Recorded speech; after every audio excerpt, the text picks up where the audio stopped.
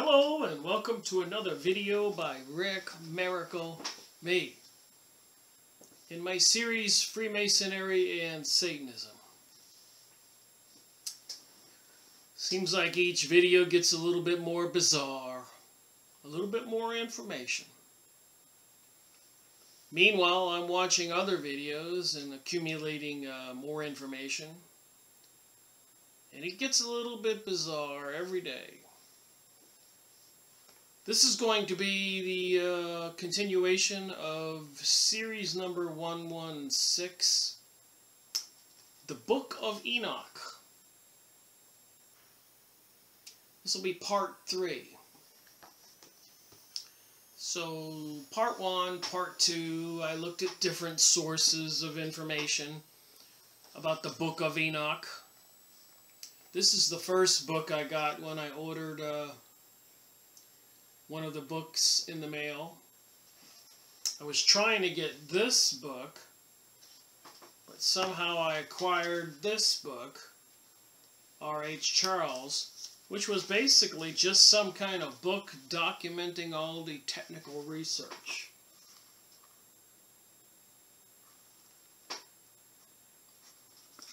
Wasn't anything I could really make a video on.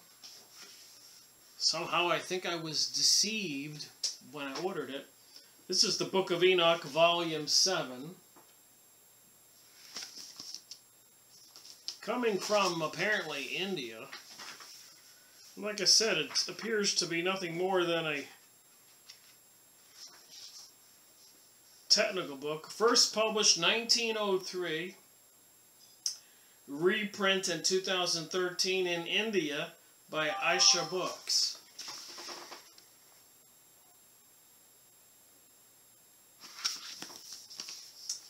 So it's a long road for me to get to the truth on some of this stuff.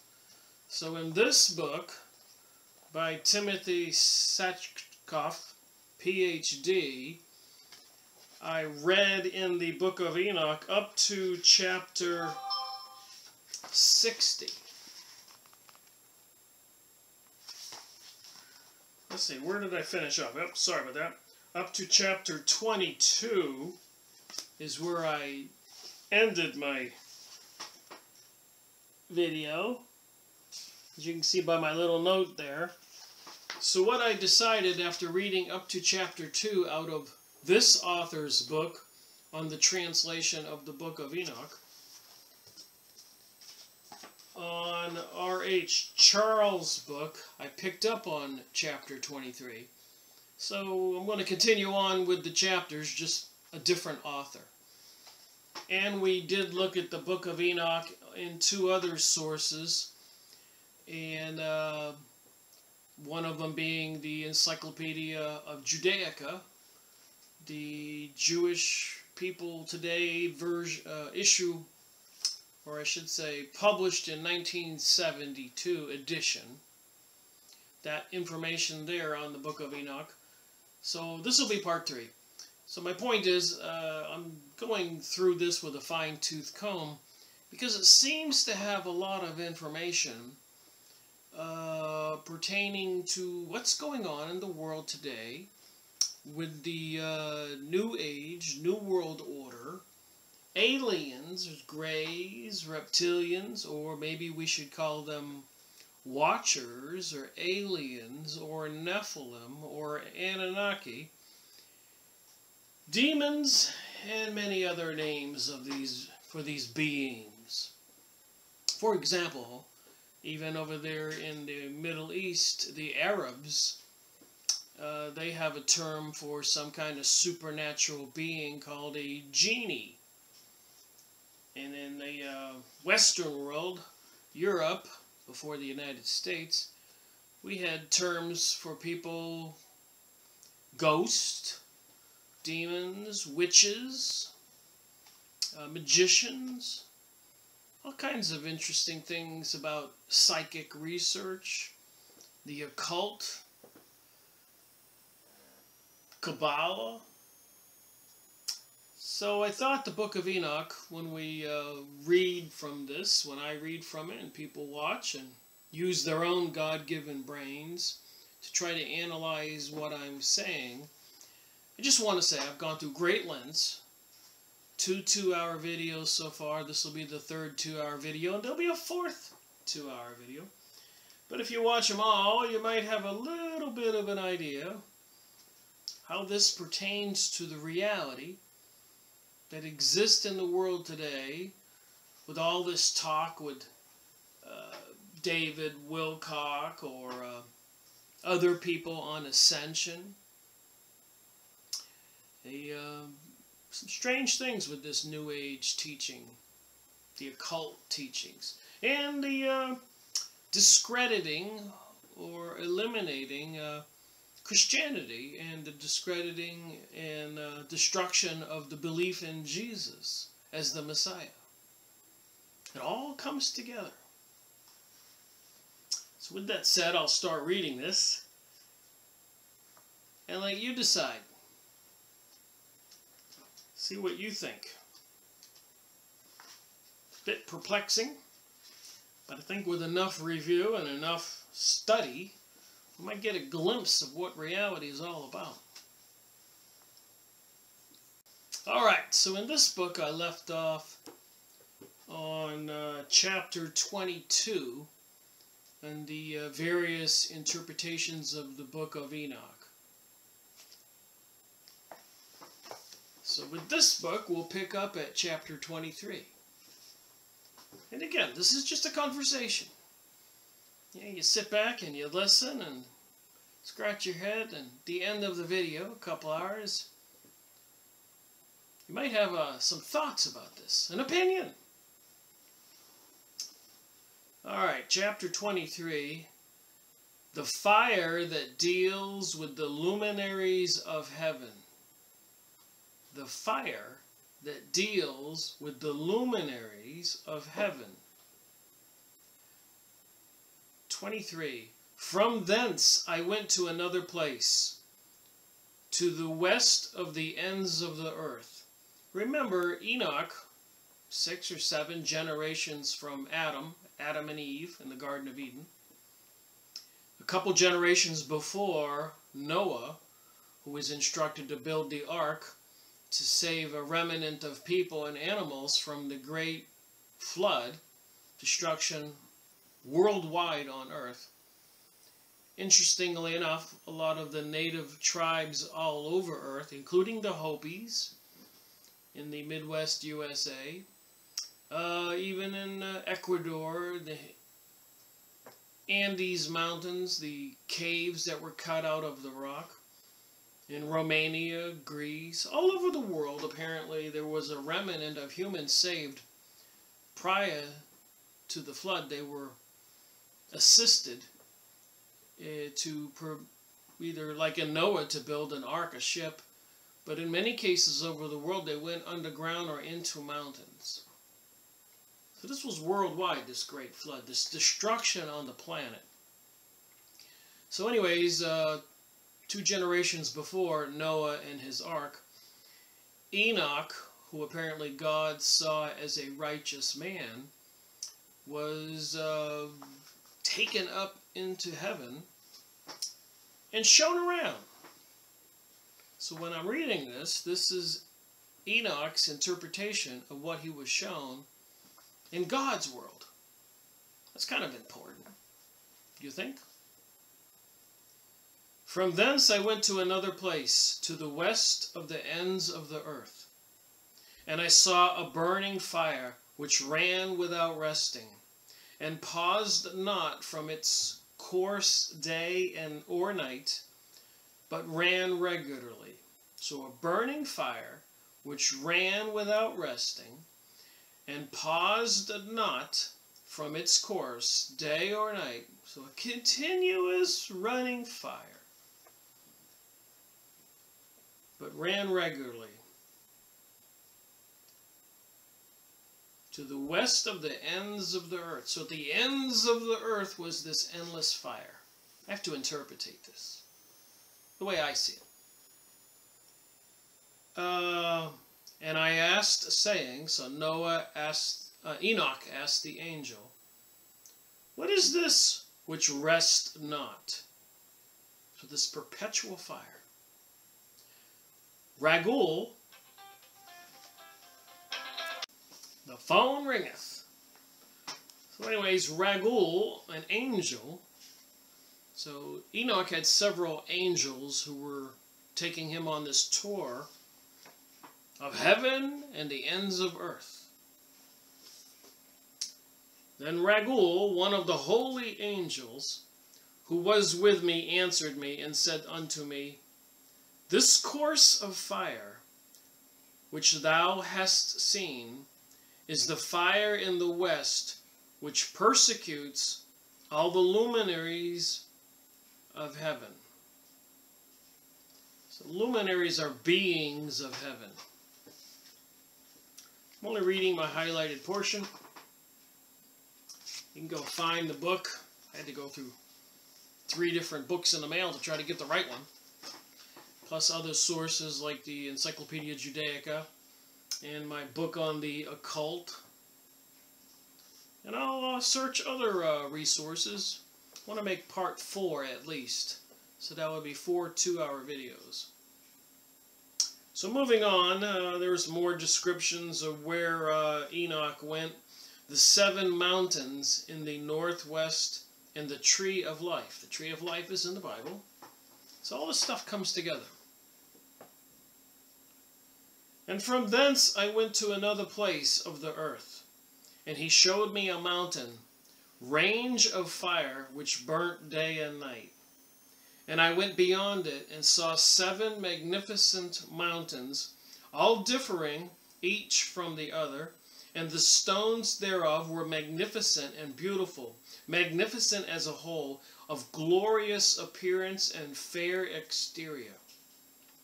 3 towards the east, one founded on the other, and 3 towards the south, one upon the other, and a deep rough ravines, no one of which joined any other. And the 7th mountain, which was in the midst of these, and it excelled them in height, resembling the seat of the throne. The seat of the throne of God, maybe? The fragrant trees encircled the throne. Fragrant trees encircled the throne. And amongst them was a tree such as I had never seen, and yet smelt. Neither was any amongst them, nor which others like it. Bear with me on my reading. This is not the easiest thing to do. It had a fragrance beyond all fragrance, and its leaves and blooms and wood wither not forever. So the trees, the wood never withered. And its fruit is beautiful, and its fruit resembles the dates of a palm. Then I said, How beautiful is this tree, and fragrant, and its leaves are fair, and its blooms very delightful in appearance. Then answered Michael, one of the holy and honored angels, who was with me, and was their leader. And he said unto me, chapter 25 now, Enoch, why dost thou ask me regarding the fragrance of the trees? And why dost thou wish to learn the truth? Then I answered him, saying, I wish to know about everything, but especially about this tree. And he answered, saying, This high mountain, which thou hast seen, whose summit is like the throne of God, is his throne, where the holy great one, the Lord of glory, the eternal King will sit, when he shall come down to visit the earth with goodness. So if you've been watching any of the videos about ascension and evolution of the planet, and the Anunnaki and the Bible, the masters or watchers having sex with human women, creating hybrid offspring like Nephilim, giants, etc. and you read some of the stuff about the ancient Egyptian hieroglyphics, stuff in the Bible, stuff in the UFO, alien material, and so much more. All this stuff comes in some big circle. It's all interconnected. It's only one reality. We're all spiritual beings in these biological bodies. And in this other heavenly realm, apparently there are spiritual beings that are not in biological bodies. It's just interesting to read this stuff and ponder, especially when I go over other stuff and other videos. And even with the Zionist, New Age, New World Order, maybe we could figure out what's going on. Imagine this, scrolls that were written, created, even in stones like Zechariah's stitchings, before the Great Flood. And the remnants of that documented material survived after the Great Flood. And people had to find those documents and those rocks and scrolls and stones, tablets, and they had to be translated. There are many different versions. So if we look at enough of the versions of the translated material and enough of the different authors, maybe we can get a clue what's going on.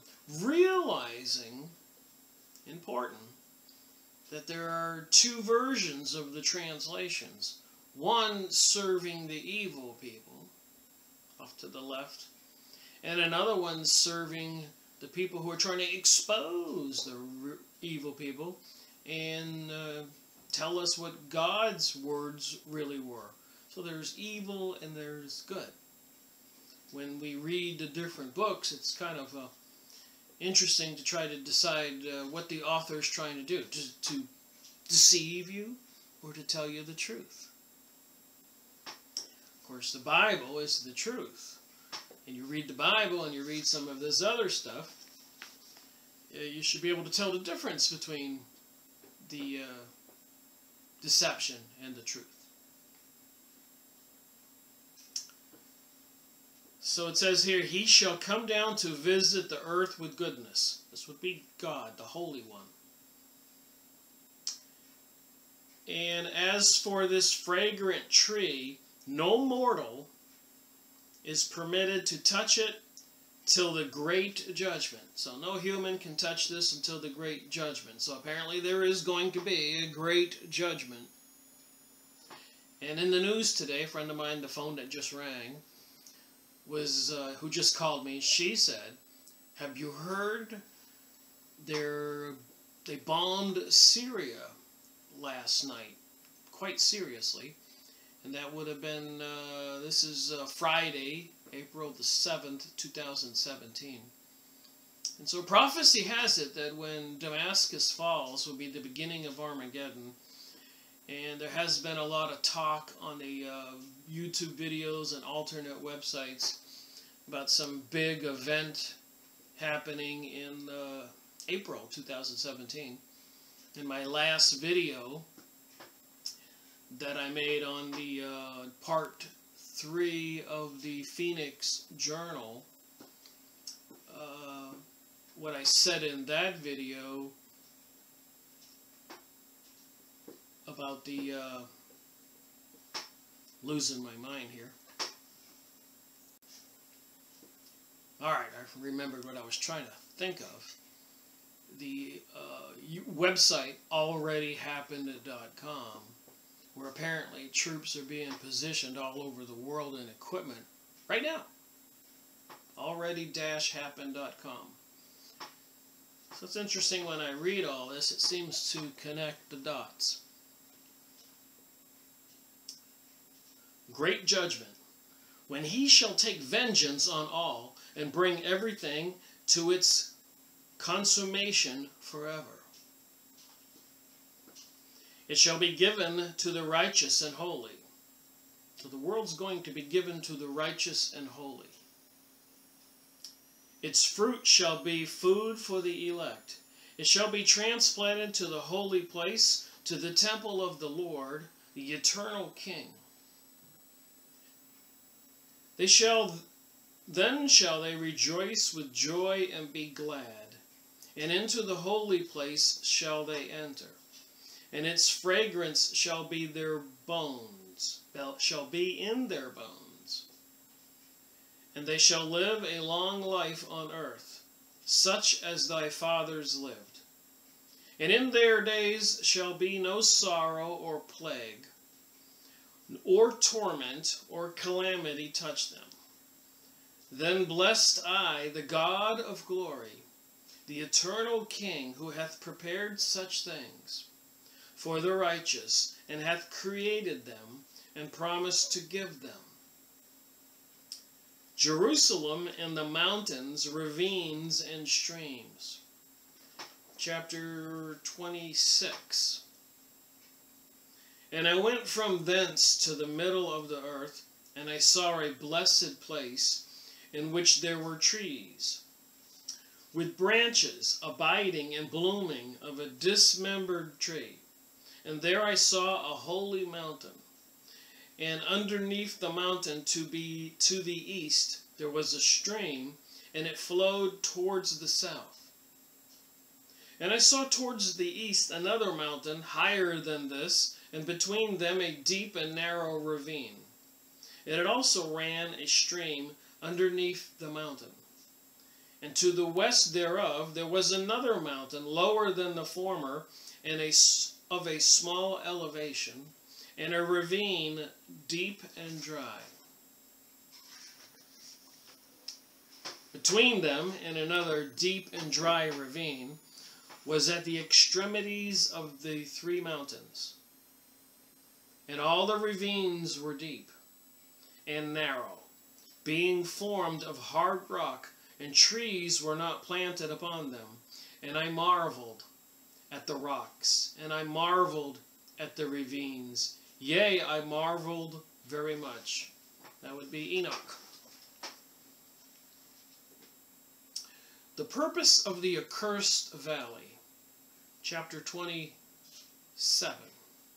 And then I said, for what object is this blessed land, which is entirely filled with trees, and this accursed valley between?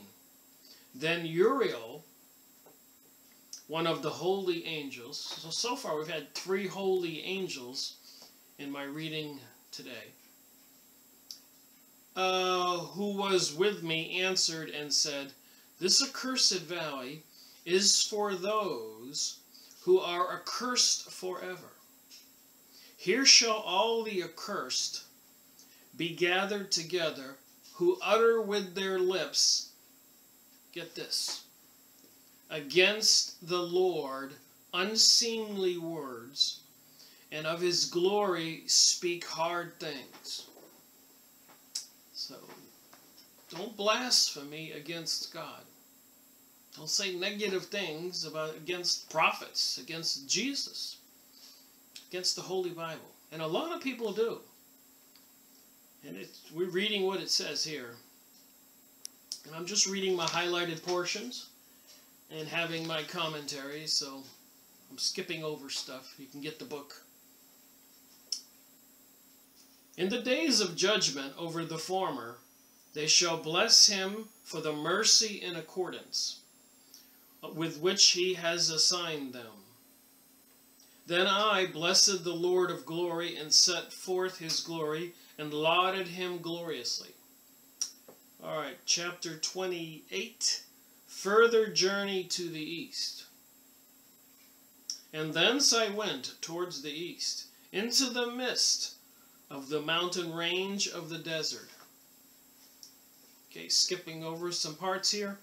And then I saw aromatic, like an aroma, trees exhaling the fragrance of frankincense and myrrh, and the trees also were similar to the almond tree.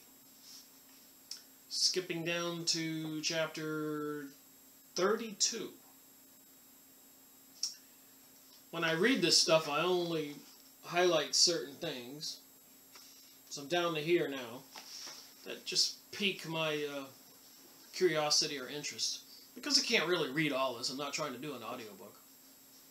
Just trying to give a feeling, a gist of what's in this stuff. What's it have to do with everything else in our reality going on right now? The attack on Syria last night, the bombings. We know that they need to take out Syria before they go after Iran. And when they go after Iran, Russia or China will take certain sides against the U.S. and Canada and Brazil and France and Germany and England. And the whole world is supposed to go into World War III mode. And according to some of my friends, and even me, I think we're already in World War III. The calm before the storm, if you can call what's been going on for the last 10 plus years calm. Last 100 years, World War I, World War II, and so many other countries, 9/11.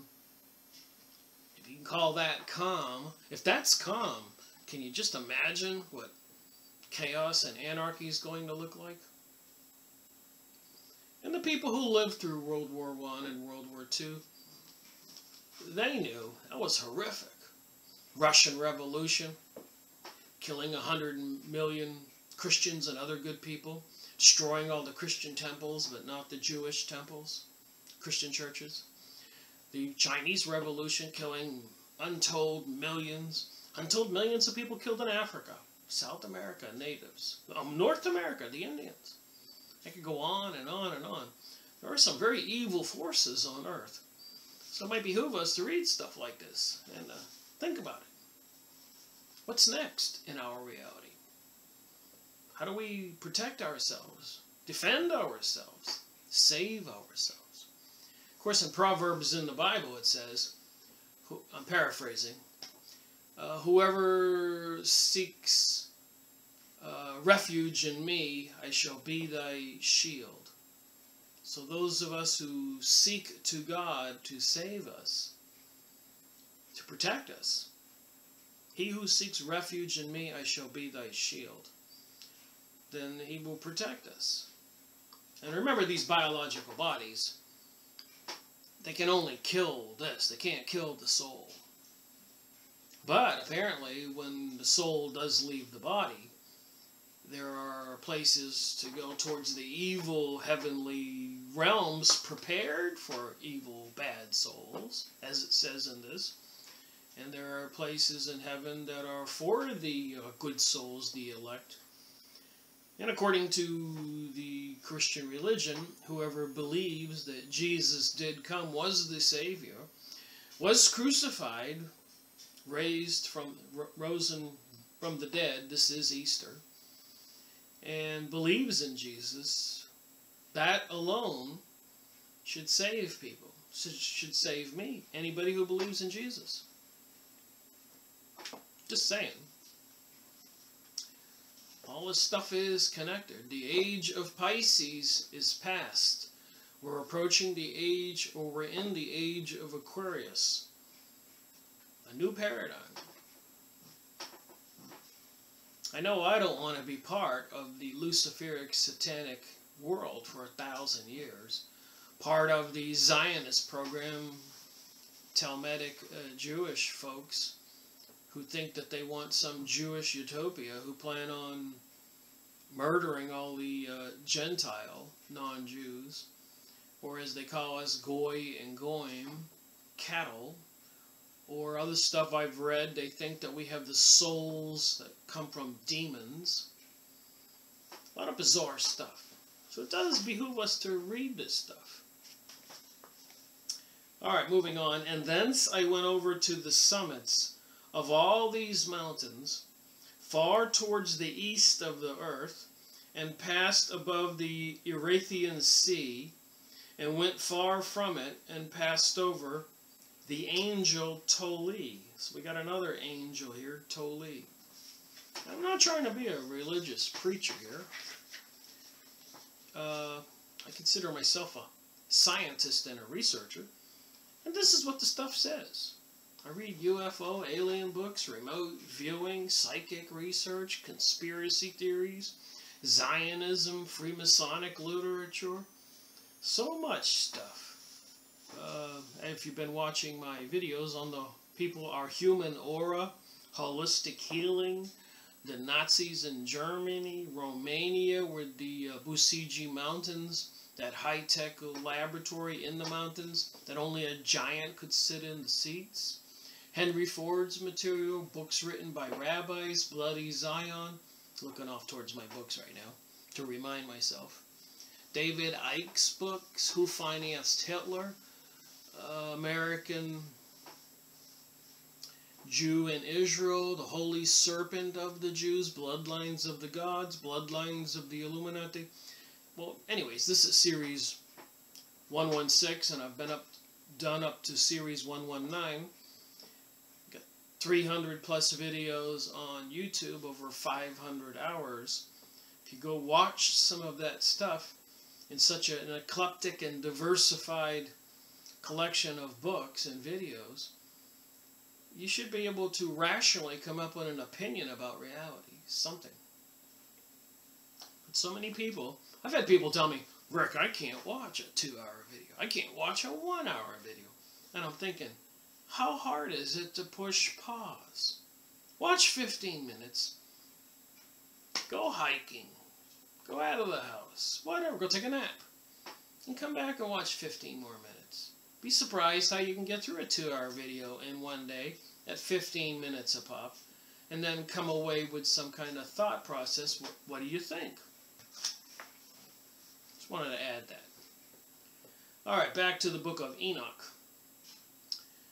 And I came to the garden of righteousness, and saw beyond these many trees, many large trees, growing there, and of goodly fragrance, large, very beautiful, and glorious.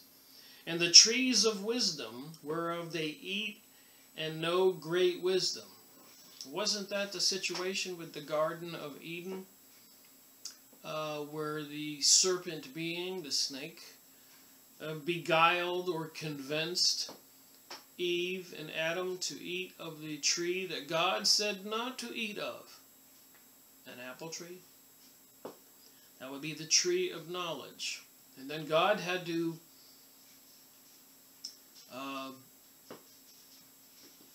remove Adam and Eve from the Garden of Eden for fear that they would eat of the tree of life and live forever as gods.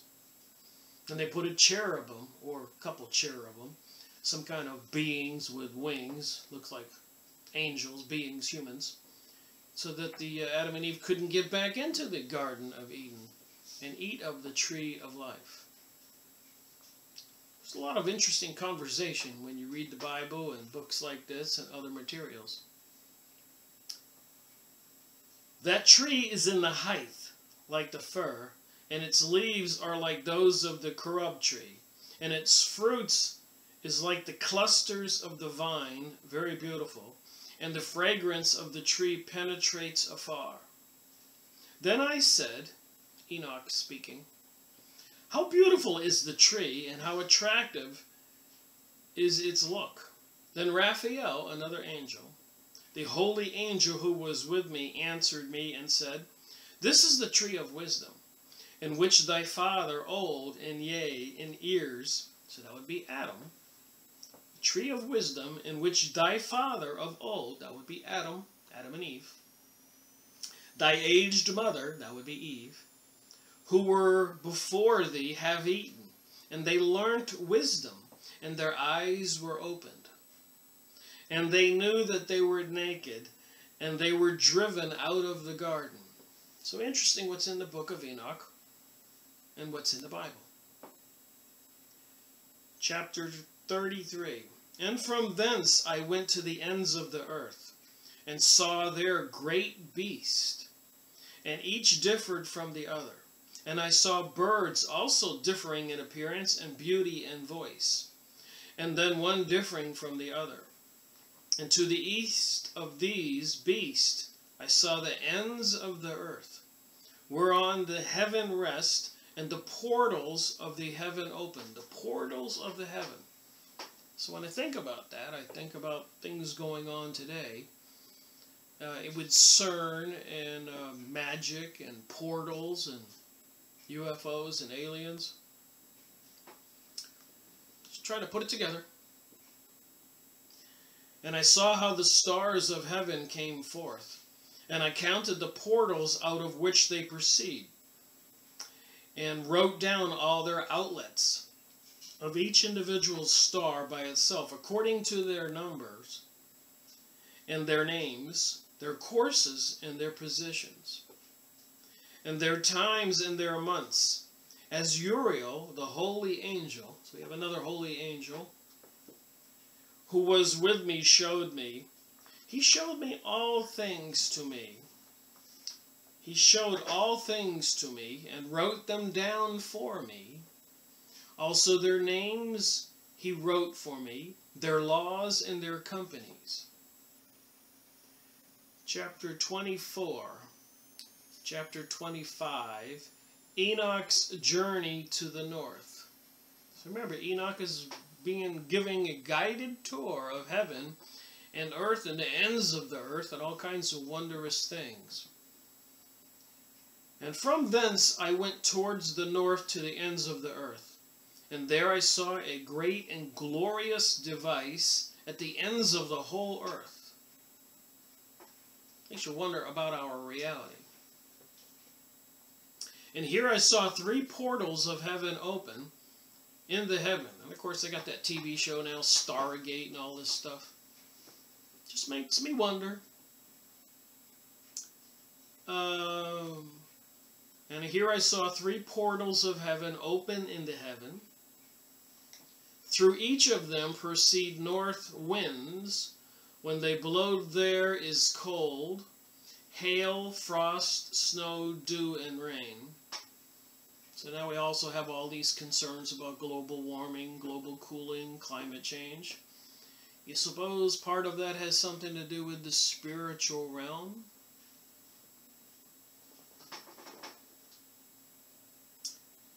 And out of one portal they blew for good. And when they blew through the other 2 portals, it is with violence and affliction on the earth, and they blow with violence. So I was watching a video this morning with Corey Good, who has been doing a lot of videos on this ascension and the growth of men and the problems going on in the world right now. And in the video it says, Corey Good, with David Wilcock and some other people, that we're not to look for the heavens to be saved. We're to look from within, because we are gods, and we need to evolve into these spiritual beings. So I pay attention to all these little tidbits of information. So what are we to believe? Should we trust God, Jesus, and the heavens, or should we run around thinking that we're gods and deny God in heaven? And it says in this book here, woe be anyone who denieth God. Got special infernal places prepared for people. Alright, moving on. The journey to the south. And from thence I went to the south, to the ends of the earth. And I saw there 3 open portals of the heaven. And thence there came dew, rain, and wind. And remember, I do book reviews because everybody wants to get some sense of confidence about what they're learning.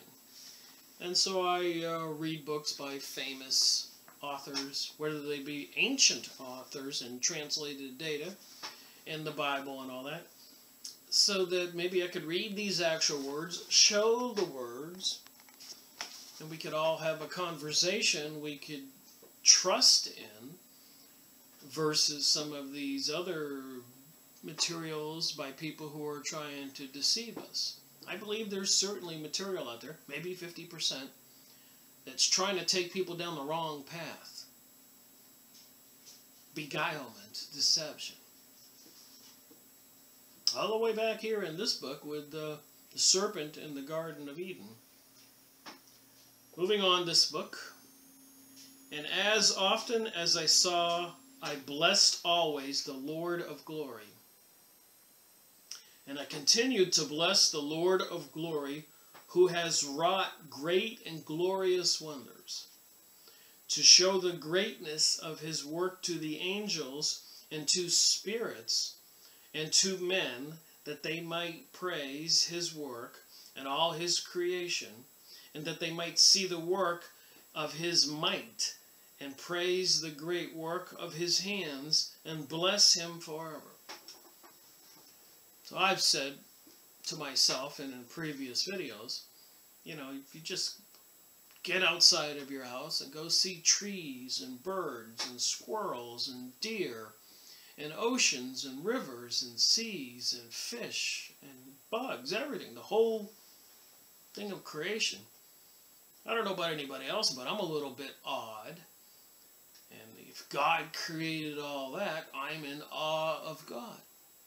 And I believe God created all that.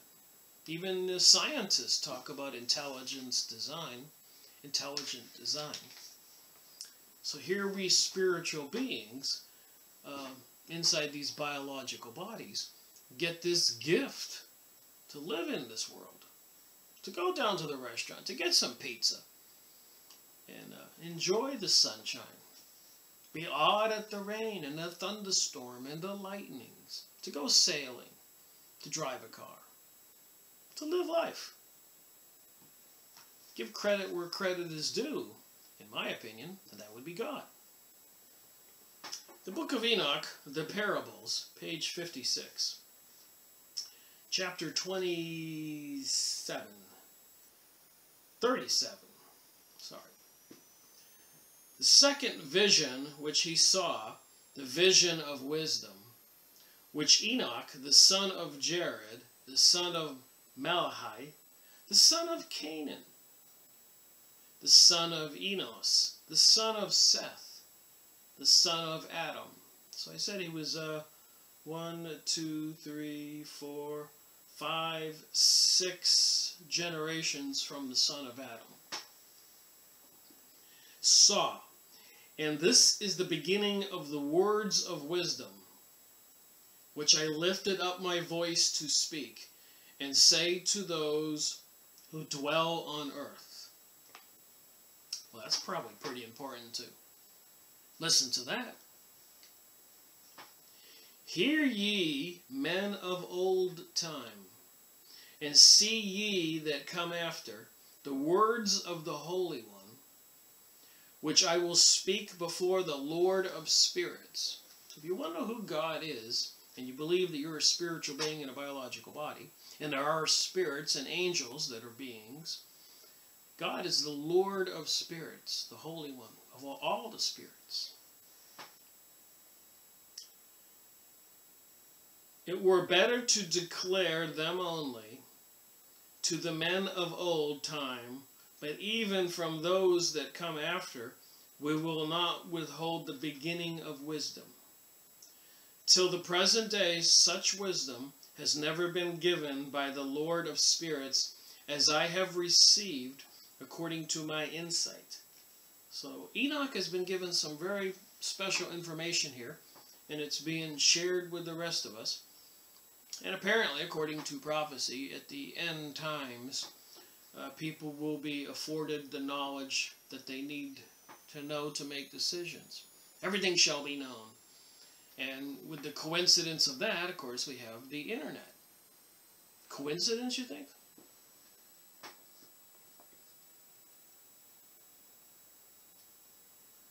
Alright.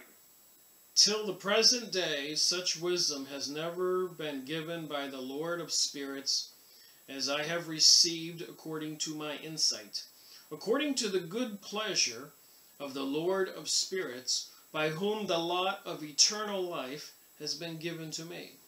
So Enoch has been given eternal life. Now 3 parables were imparted to me, and I lift up my voice and recounted them to those that dwell on the earth. 3 parables. Jesus spoke in parables. The first parable, and I want to state right here, even this stuff is a bit confusing to me. I don't quite understand what the parables mean. But I guess if I keep reading this stuff, as you can see, I've read it once, read it twice, read it 3 times, maybe I'll get it. Ask and ye shall receive. So I would ask God to give me the wisdom and discernment so that I can understand this stuff. All these different topics I read in so many different books and make these videos I watch, magazine articles I read, press releases, activities going on like the bombing of Syria yesterday and today, trying to take out Assad after all those other countries since 9/11. 16 years? One's got anybody with any kind of empathy, concern, heart, has to really feel sad for all those people in the Middle East that have been machine gunned and bombed to smithereens. Alright, the first parable. The coming judgment of the wicked. How apropos is that? The first parable. When the congregation of the righteous shall appear, and sinners shall be judged for their sins, and shall be driven from the face of the earth. And when the righteous one shall appear before the eyes of the righteous. So is the righteous one Jesus? Like I said, I'm trying to understand this stuff. Whose elect works hang upon the Lord of spirits. So is God the Lord of spirits, and is the righteous one Jesus? And light shall appear to the righteous, and the elect who dwell on the earth. Where then will be the dwelling of the sinners, and where the resting place of those who have denied the Lord of spirits.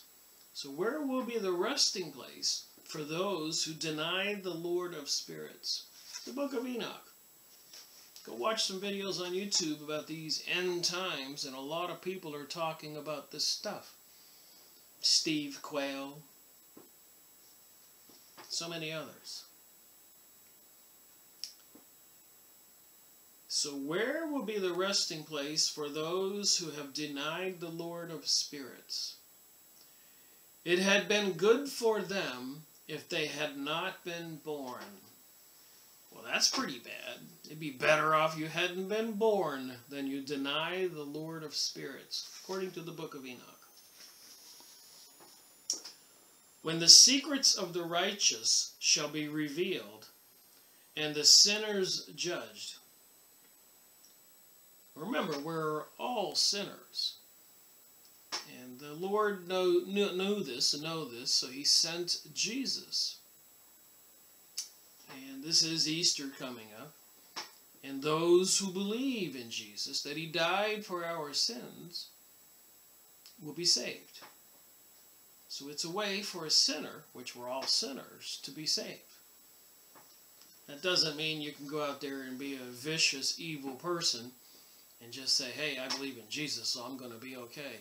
You have to have good intent and try to be good, in my opinion, without trying to be a religious teacher. Lord knows I'm a sinner. Maybe I have a beer, or think things, or see things, or maybe watch the wrong TV, don't obey the Sabbath. We're all sinners. Say things I shouldn't, gossiping. But we can try to be better humans. It's my opinion, and I'm sticking to it. Alright, back to the Book of Enoch. When the secrets of the righteous shall be revealed, and the sinners judged, and the godless driven from the presence of the righteous and elect. The godless driven. I feel so many people are beguiled and deceived. Go downtown to your city streets. See people. They look like they're Pokemon chips, monsters. Daggers and demons and skulls and bones tattooed all over their body. People denying God or Jesus. This propaganda, beguilement is out there all over the planet. It's part of the New Age teaching. Modern Family, TV programming is promoting homosexuality as normalism. And in the end times, up will be down, down will be up. Good will be called evil, and evil will be called good. And it's happening if anybody wants to rationally look at reality around us. Christians will be called haters. How dare us oppose what people want to do? It's like that Encyclopedia Judaica Sabbatai Zivi rabbi I read about in one of my previous videos, who declared himself the Messiah in 1666, 666. And he came up with a parallel set of commandments that are opposite the Ten Commandments. So instead of thou shalt not kill, thou shalt kill. Instead of thou shalt not steal, thou shalt steal. Then we hear about Pizzagate and all this other child trafficking, human trafficking, even sacrificing of people. You got to know who seems to be operating, I want to say behind the scenes, but they're operating right in front of everybody these days. TV programming, Emmys, Grammys, Super Bowl halftime shows with these satanic rituals, the opening of that tunnel in Switzerland, even with the horns and everything. They're not hiding it. So I guess you got to be pretty dense not to see this stuff. Guess I was pretty dense for a long time because I didn't see it. But I can see it now. I watch some of the TV program and I'll jump up and tell my friend, look at this. You can see that? Look at the circle with the star upside down. The satanic symbol. Look at that president just do this. Or those TV movie stars doing this. The 3 6s. You can see it everywhere. Back to the Book of Enoch. I can ramble on. Thank you for watching my videos, by the way. Alright, and they shall not be able to behold the face of the holy. So the unrighteous, the sinners, will not be able to behold the face of the holy. It's the Book of Enoch, it's not me. I'm not trying to be a preacher, I'm trying to be an educator. I don't want this new age and new world order and human depopulation and enslavement to take place. It would be nice, I think, if everybody woke up and saw reality for what it is. We are spiritual beings in these biological bodies. There was a civilization that existed before the Great Flood. And apparently, at the end of Armageddon, whatever destroys planet Earth this time, there'll be a civilization after. But apparently, the unrighteous and sinners and people who deny God won't be around for that party, the new reality. So I think. For the Lord of spirits has caused his light to appear on the face of the holy, righteous, and elect. Then shall the kings and the mighty perish. So all these elite banksters and people who control our world will perish, the unrighteous ones. And be given into the hands of the righteous and holy. And thenceforward none shall speak for themselves mercy from the Lord of spirits, for their life is at an end. So there won't be any mercy. Their life will be at an end. According to the Book of Enoch, page 57. Chapter 39. I've got to read these Roman numeral characters here. Right where my finger is.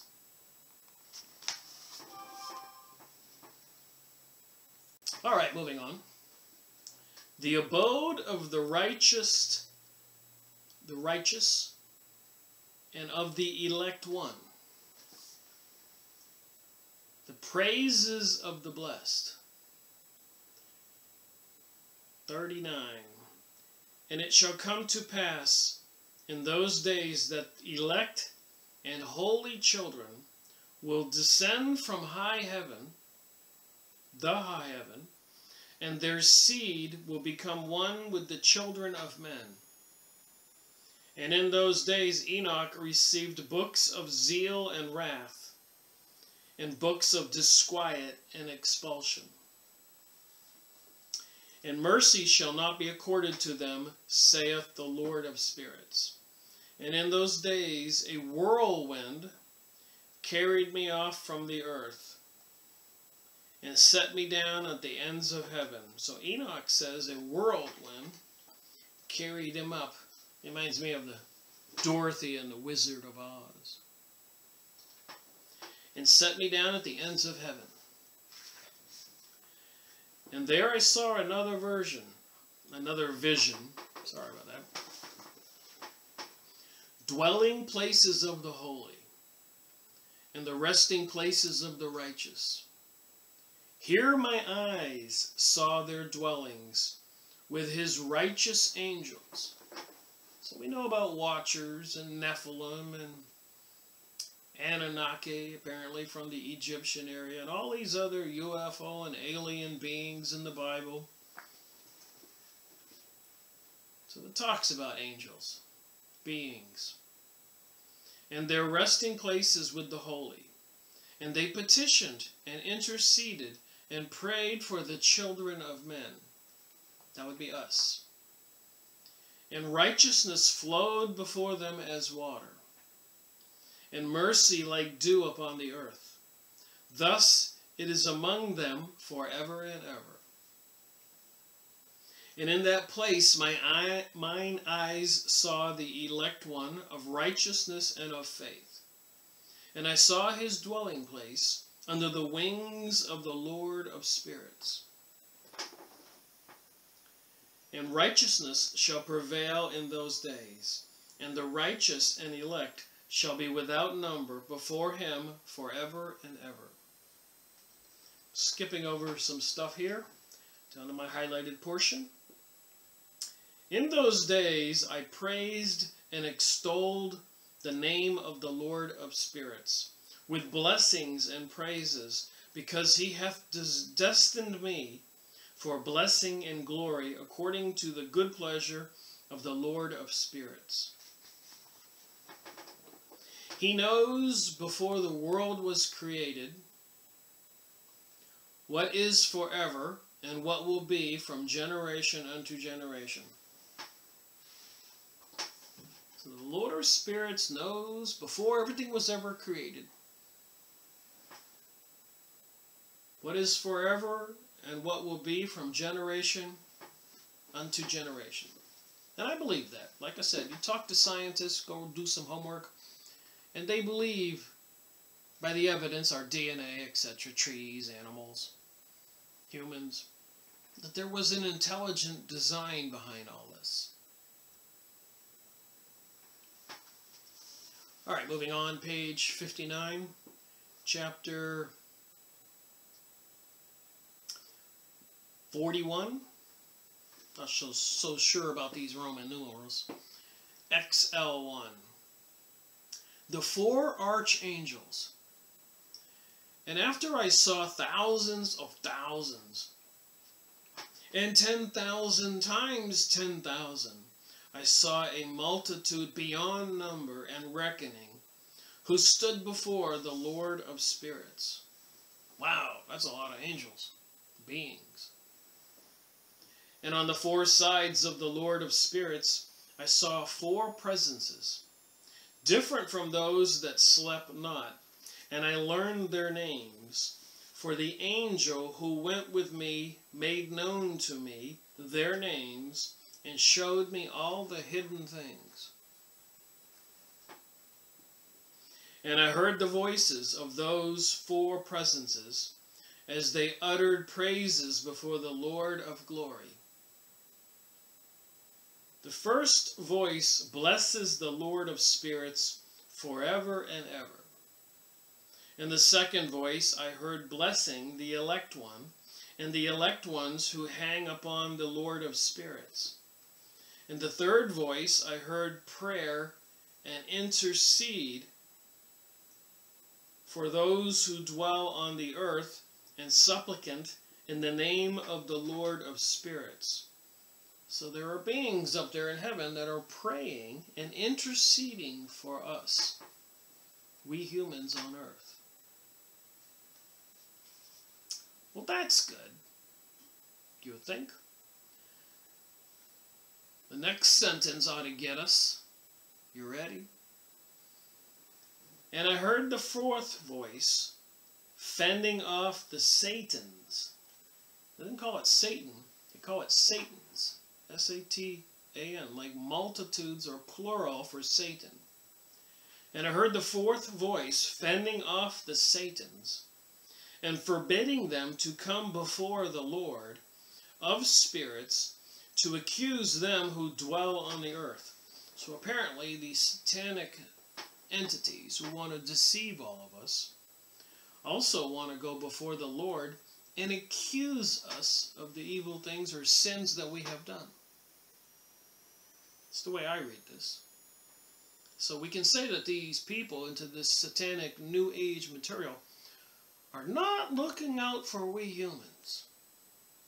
It's beguilement and deception.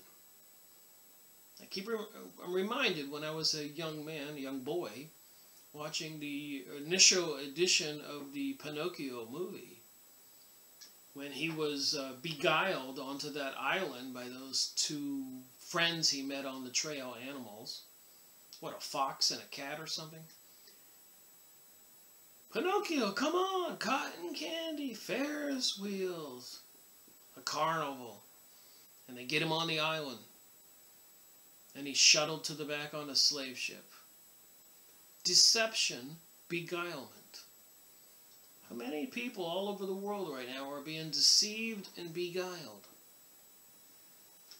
Just reading the book, using my brain. After that, I asked the angel of peace, who went with me, who showed me everything that is hidden. Who are these four presences, which I have seen, and whose words I have heard and written down? And he said to me, the first is Michael, the merciful and long-suffering. I guess these would be angels, Michael the angel. The second is set over all the diseases and all the wounds of the children of men, is Raphael. And the third, who is set over all the powers, is Gabriel. And the fourth, who is set over the repentance unto hope of those who inherit eternal life, is named Phanuel, Phanuel. And these are the four angels of the Lord of spirits, and the four voices I have heard in those days. Just interesting that the Book of Enoch was known back then when they collected books to make the Holy Bible. But throughout the ages, the people in power rejected the Book of Enoch to be included in the Bible. And apparently there were many attempts to destroy this information, just like over there in Alexandria, the Library of Alexandria, that the Vatican Church had burnt and destroyed. And even the Vatican Church, when they went to South America and other places around the world where they had shamanic tribes, they wanted to destroy all those ancient religious documents and objects, artifacts. Why? Somebody didn't want this truth out. And we talk about satanic forces. So who really controls earth? And I believe in the Bible when Jesus was taken to a high mountain by Satan and said to him, he showed him all of earth and said, all of this I will give to you if you will get on your knee to me. And Jesus said, No, of course. And in my Father's heaven there are many mansions. So Jesus knew what the real world was. And even earth wasn't even Satan's to give to him in the first place. According to biblical teaching, which I'm not a biblical scholar, so I paraphrase and do the best I can. Anyways, back to the Book of Enoch.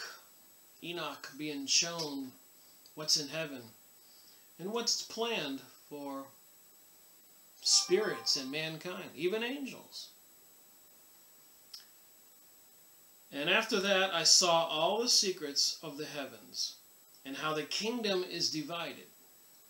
And we all know about Hegelian dialectic, what the Zionist, Illuminati, secret societies are doing now, the Satanists, Luciferians. On earth right now, they're dividing us all. Gays against straights, black against whites, rich against poor, men against women, nation against nation, young, old, rich, poor. It's all divide and conquer. They don't want us all looking at the real evil. And after that I saw all the secrets of the heavens and how the kingdom is divided.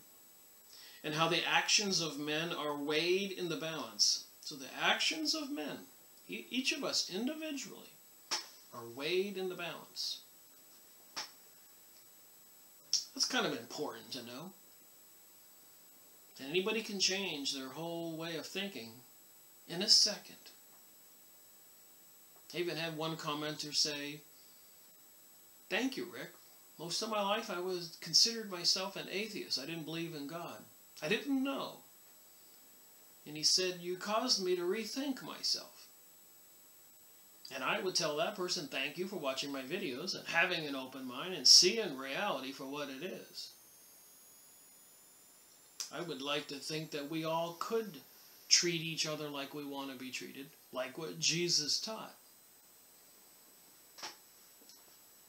Not like the forces that control our planet teach and pit each other, all of us against each other.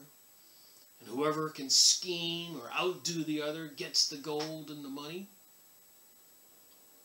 And then the other people suffer. Or like in the Middle East, they get machine gunned to death. And all their buildings and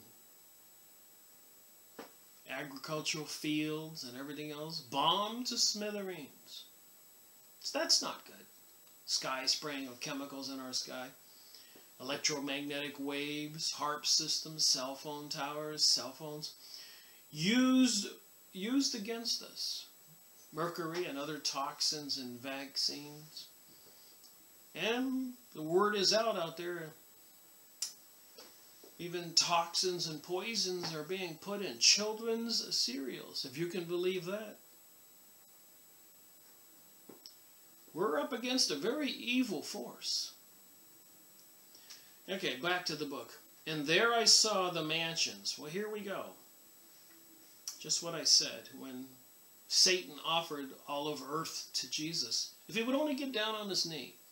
And Jesus said, "No, in my Father's kingdom there are many mansions prepared for me and all the other good people." I'm paraphrasing. Just taking a stab at how I think it is, or what I remember it being. So anyways, Enoch says, "And there I saw many mansions of the elect, and the mansions of the holy. And my eyes saw there all the sinners being driven from thence, which deny the name of the Lord of spirits." So we're all sinners, but we all do not have to deny the name of the Lord of spirits. That's what it says here. My finger is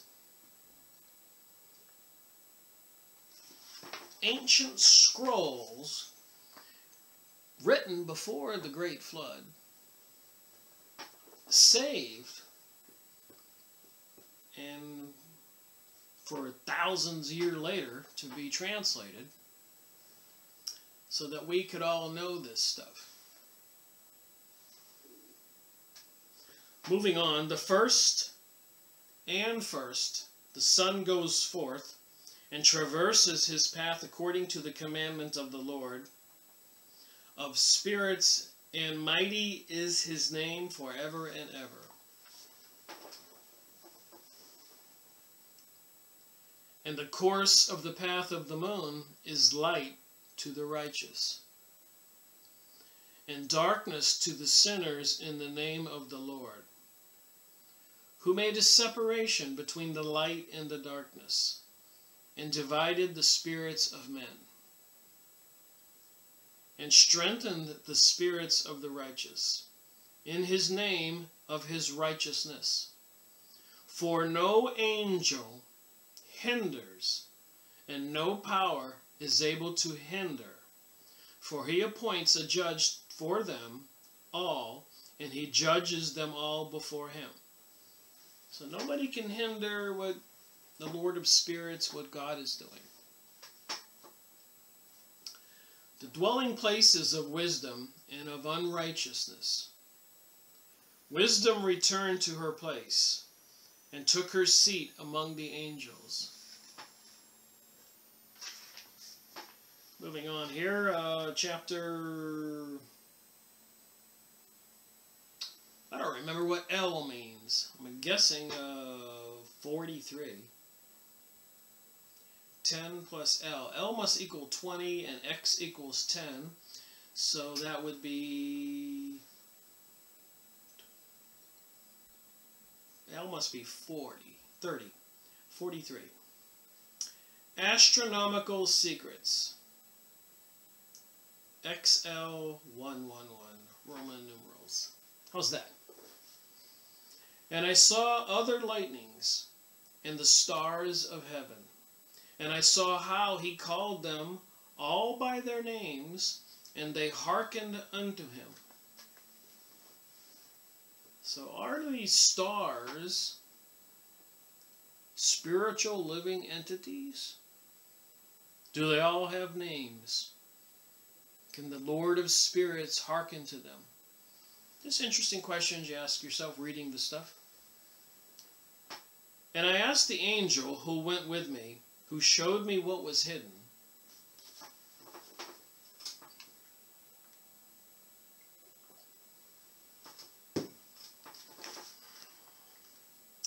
what are these? And he said to me, the Lord of Spirits hath showed thee their parabolic meaning, literally their parable. These are the names of the holy, who dwell on the earth, and believe in the name of the Lord of Spirits, forever and ever. All right, 45. The second parable. The lot of the apostates. The people who converted in their religion. The new heaven and the new earth.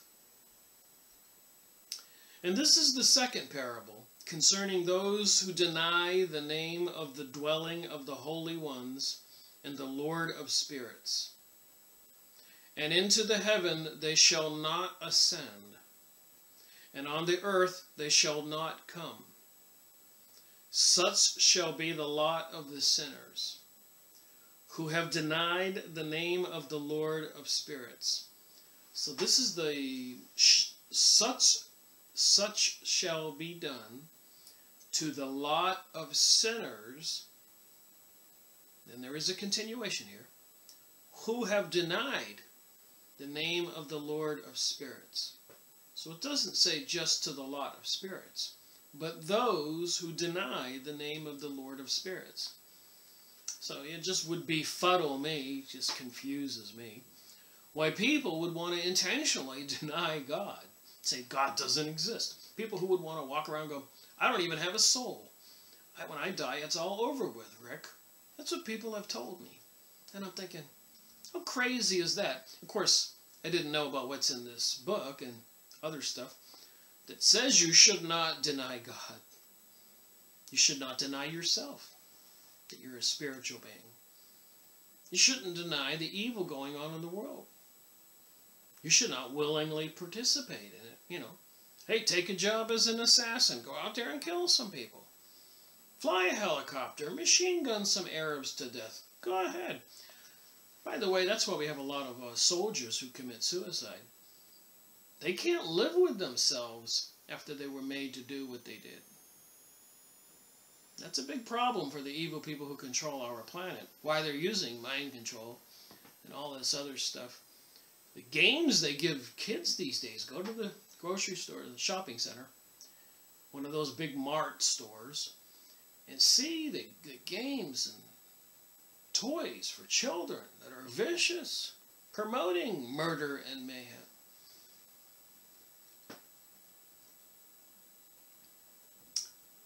Alright, moving on here. And their souls shall grow strong within them when they see mine elect ones. So those of us who will be saved, our souls will grow strong within us when we see the elect ones. And those who have called upon my glorious name. So those, like those books I've gone over by Rabbi Marvin Ampelman, To Eliminate the Opate, Volume 1, Volume 2. And opate means your belief in God, the comfort you get by believing in God, and your prayer to God.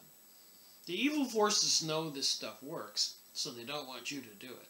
And it says right here, you shall grow strong, those who have called upon my glorious name. Well, geez Louise, I would think that everybody would want to call on God to help change the world right now. To stop the evil, the deception. They got people believing the Galactic Federation are coming to save us. The Anunnaki are returning, the ones who created us so they could mine gold. Gray aliens, reptilians, tall whites. It's a huge, vast deception, called Project Bluebeam, by the way. Holographic images in the sky. They have plans. And I'm not saying there wasn't an advanced civilization before the one we have now. It's in the Bible. I'm not saying there aren't other kinds of entities. Nephilim, Watchers. It's in the Bible. Spiritual beings of all kinds of grotesque kinds. Beings we can communicate with in dreams or visions or hear audio. But like Jesus taught, don't trust the spirits. You don't know who they are. You need to test the spirits. Look that up. Jesus said, test the spirits. Don't believe me. So I'm just saying, just because you think you have some kind of being giving you information doesn't mean it's in direction, doesn't mean it's good information or good direction. Just like me listening to the Corey Good video today, clearly saying we shouldn't look to heaven for guidance. We need to look within ourselves. When I saw him say that, I said, oh my, that's not right.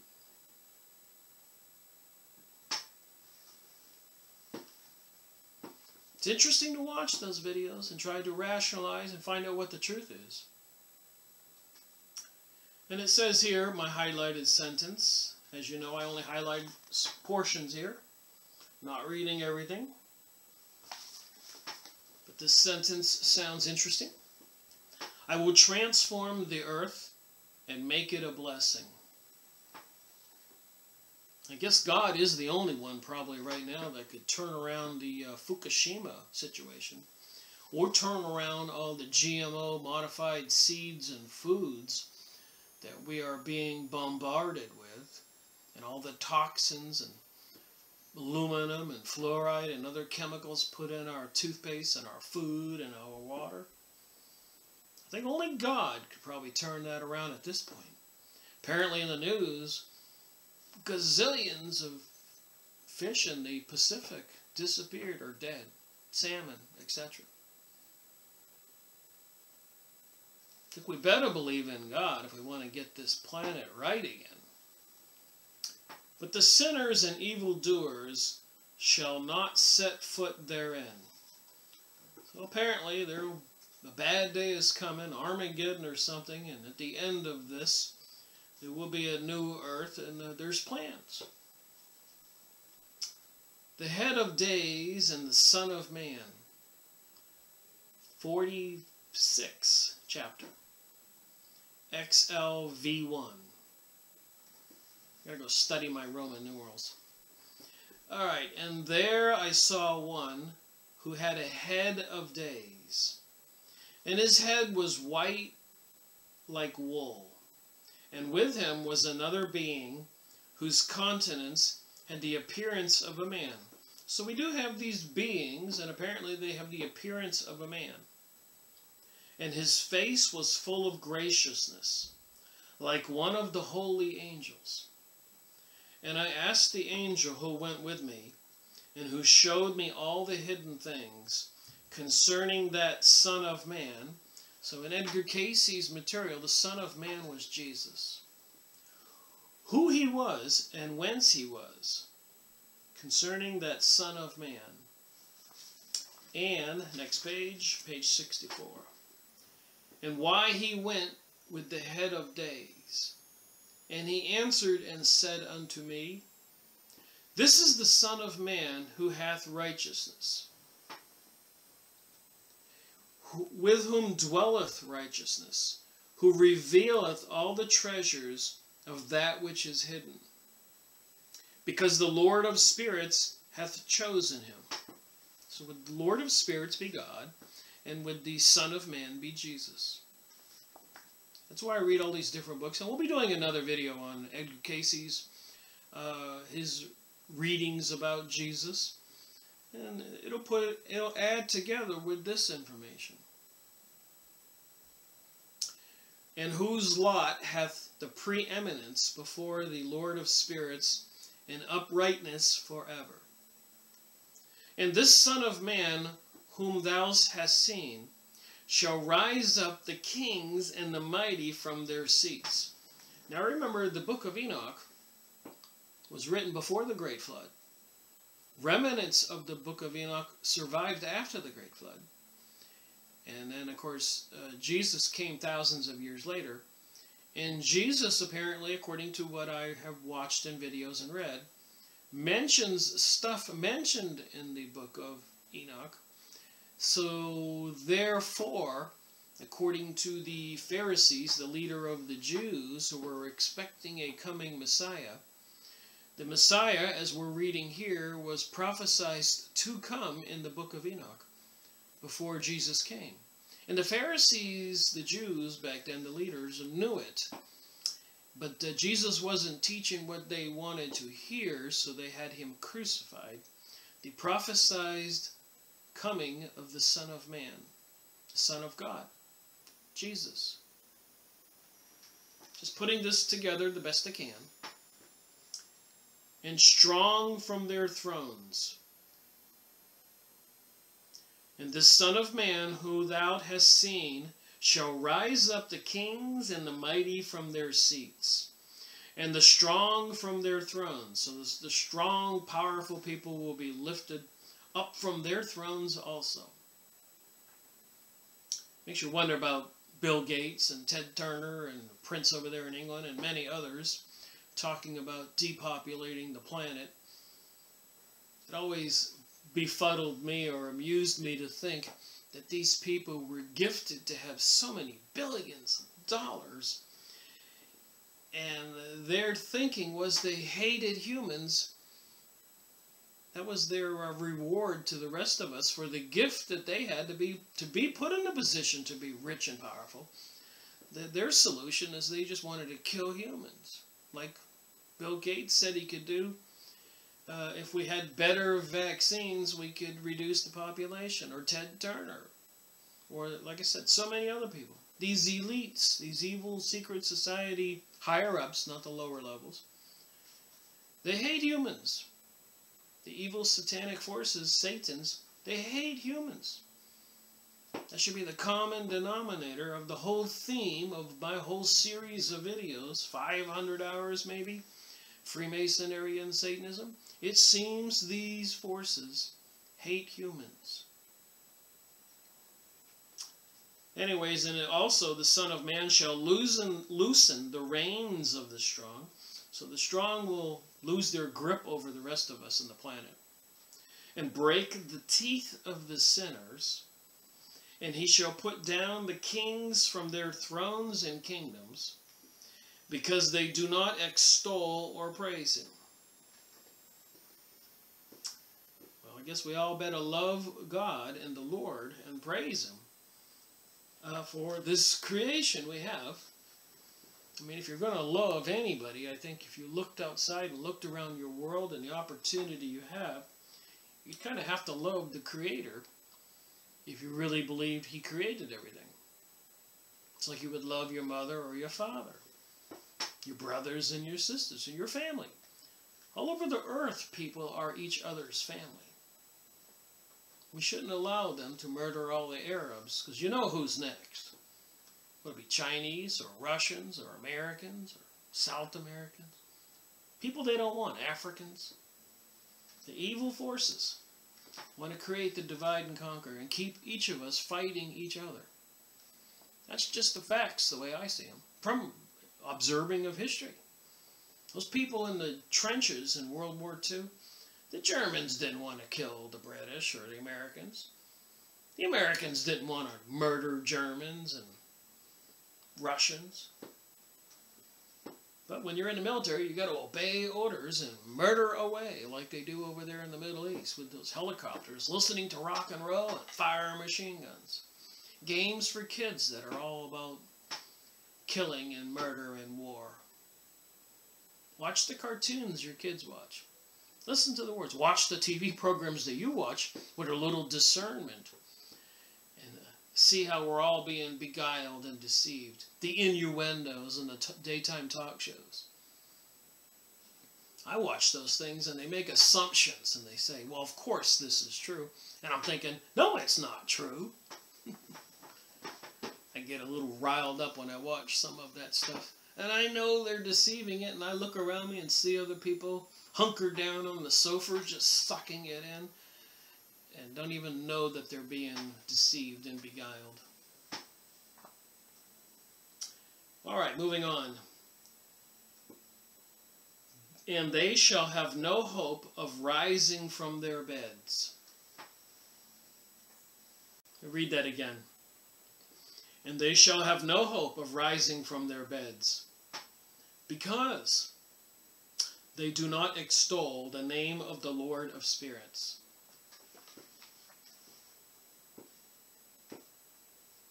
What's the Lord's Prayer? First two sentences. Our Father, who art in heaven, hallowed be thy name. Hallowed be thy name. Thy kingdom come, thy will be done on earth as it is in heaven. Does all that make any sense? It matches what's here in the Book of Enoch. Our Father who art in heaven, hallowed be thy name. I think everybody should be saying that every day. The world would be different. And these are they who judge the stars of heaven, and raise their hands against the Most High, and tread upon the earth and dwell upon it, and all their deeds manifest unrighteousness. So people get a lot of money, and they build themselves nice homes in gated communities, and don't want to throw $1 to a poor person, homeless person. You think that's going to be good for us if we do that? And their power rests upon their riches. People who vie for their riches and wealth. Nobody gets off of planet Earth alive. And their faith is in the gods which they have made with their hands. And they deny the name of the Lord of spirits. You notice in this Book of Enoch, there's a lot of talk about people who deny the name of the Lord of spirits. And they persecute the houses of his congregations. So apparently during the end times, the Christians will be persecuted, and are already persecuting all the Islamist Muslims. But I think I'll look at a different document for a second that one of my commenters sent me, which I was aware of, but you know, I've got so much to do here, I can't do everything. But I will bring this to the attention of people watching this video, that maybe people can become aware, because when we were reading the Book of Enoch right here, it says here, and they persecute the houses of his congregations, and the faithful who hang upon the name of the Lord of spirits. So that's what it says here. I'm going to underline it here. And they persecute the houses of his congregation, and the faithful who hang upon the name of the Lord of spirits. Right above that line. So apparently, the people who refuse to deny God, deny Jesus, are going to be persecuted. It's part of the prophecy of end times. So I just thought I'd mention it. It says it in the Book of Enoch there. But this one commenter of mine, and thank you very much, you know who you are, pointed this out to me. Anyways, the name of the document is Now the Government Can Legally Kill Christians. Bill Danielmeyer, U.S. Congressman, 1979 to 1992.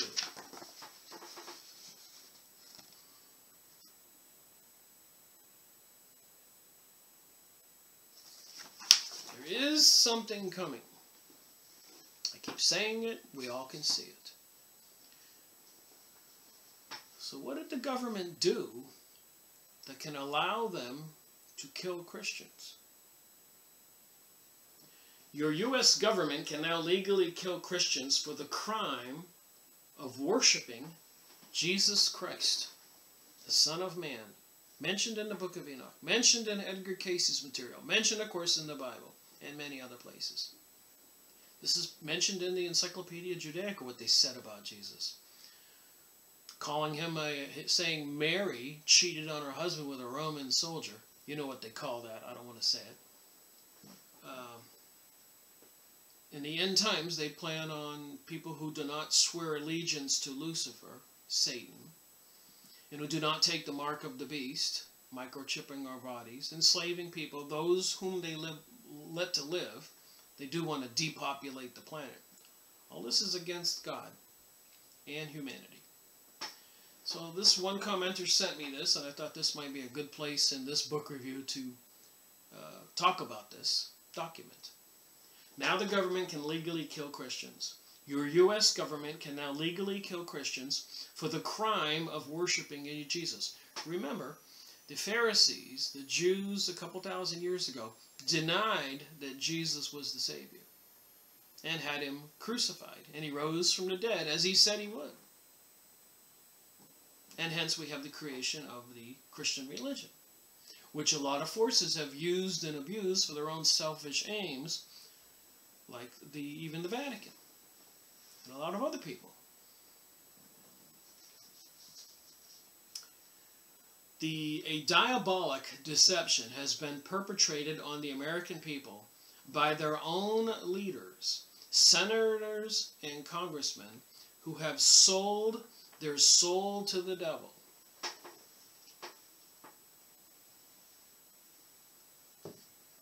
Remember, this is a congressman and his thoughts, what he saw, what he participated in. I just wonder how much information I need to put out there for people to say, oh my, this is concerning. On March 5th, 1991, in the House of Representatives, and on March 7th, 1991, in the U.S. Senate, without any knowledge of or input by the people of the United States. Well, how many times has that been happening lately? The Patriot Act, which is anything but patriotic. 1913, in secrecy, Senator Hyde on Jekyll Island in Georgia, USA, with a bunch of other Rothschilds, Illuminati types, Rockefeller types, conspired to take over the USA money supply, creating the Federal Reserve, which is not federal, and crashed the system 8 times, breaking the backs of all the people, USA citizens all over America, taking all the farmland away from families that had the farms for generations, and so much more. Like the 2008 stock market crash, like the one that's probably looming, which could happen today or tomorrow, April 7th, 2017. Because everybody's in on the stock market because it's got peaking to these highs. Beguilement, deception, key words to remember. So anyways, back to this activity by the senators and representatives back in 1991, without any knowledge or input by the people of the United States. U.S. senators and congressmen passed a law that is so outrageous and frankly unconstitutional that it forces the American people to be bound by a set of monstrous rules called Noahic laws, rules that make the belief in Jesus Christ a crime punishable by decapitation, by guillotine. And if you go on YouTube or the internet, you will find that the government purchased 30,000 guillotines, shipping to FEMA camps and army bases. There is a purge coming. There is a new age, a new world order, an event. On March 20th, 1991, President George H.W. Bush, a supposed Christian, signed the bill into law.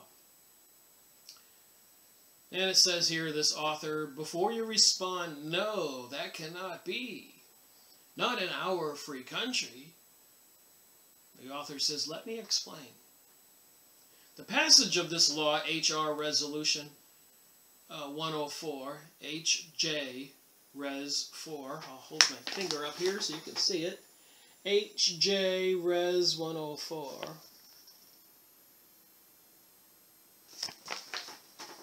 is especially troublesome to me because I was a member of the U.S. House of Representatives at the time it was passed. Even worse, I was in the House chamber the very day that it was passed, voting on other legislation. Yet I, as a congressman, had no knowledge that it had been passed or even that it was brought up for a vote. How could this be?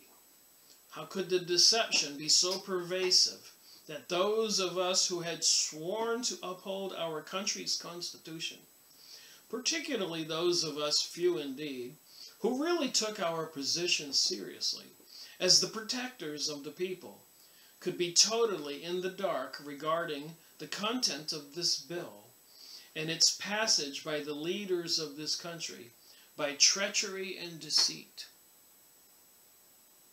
Remember, we're reading the Book of Enoch, and there are spiritual forces on earth working against mankind, the rest of us.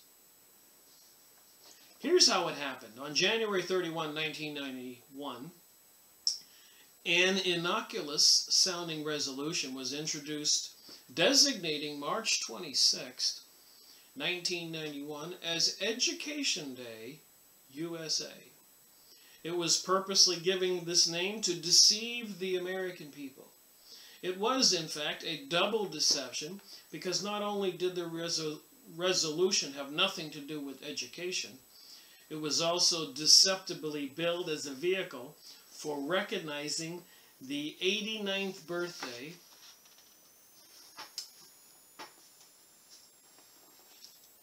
I'll get to my next page here, of Rabbi Mechanchem Mandel Seniorson, saying that poorly, I'm sure. The top there near my finger. But in truth, the resolution was nothing less than a secret, underhanded plot to control the American people by the Noahic laws. We need to look this up. a subterfuge for the elimination of Christianity. How many times have I been saying this is going on? This is part of the backbone of the Freemasonic and other secret societies. Their hatred for Christianity, apparently, according to all my material, Jesus, the Son of Man, mentioned in the Bible and in the Book of Enoch and probably Dead Sea Scrolls and many other places. Alright, the elimination of all Christians and the enslavement of all remaining Gentiles. That's what it says here. Gentiles, which would be non-Jews. And we've read the Protocols of Zion and the Jewish Utopia, Professor Higger, the Bloody Zion, and so many other book reviews I've made. Hundreds of hours supporting evidence of what this thing is saying is planned for the future. If you want to know what's going on in the world, once you start to know what the truth is, everything else makes a little more sense. So, enslavement of all remaining Gentiles. We all know they're building FEMA camps. The government's been buying billions of bullets. Legislation passed. Even recently, I mentioned in my previous video,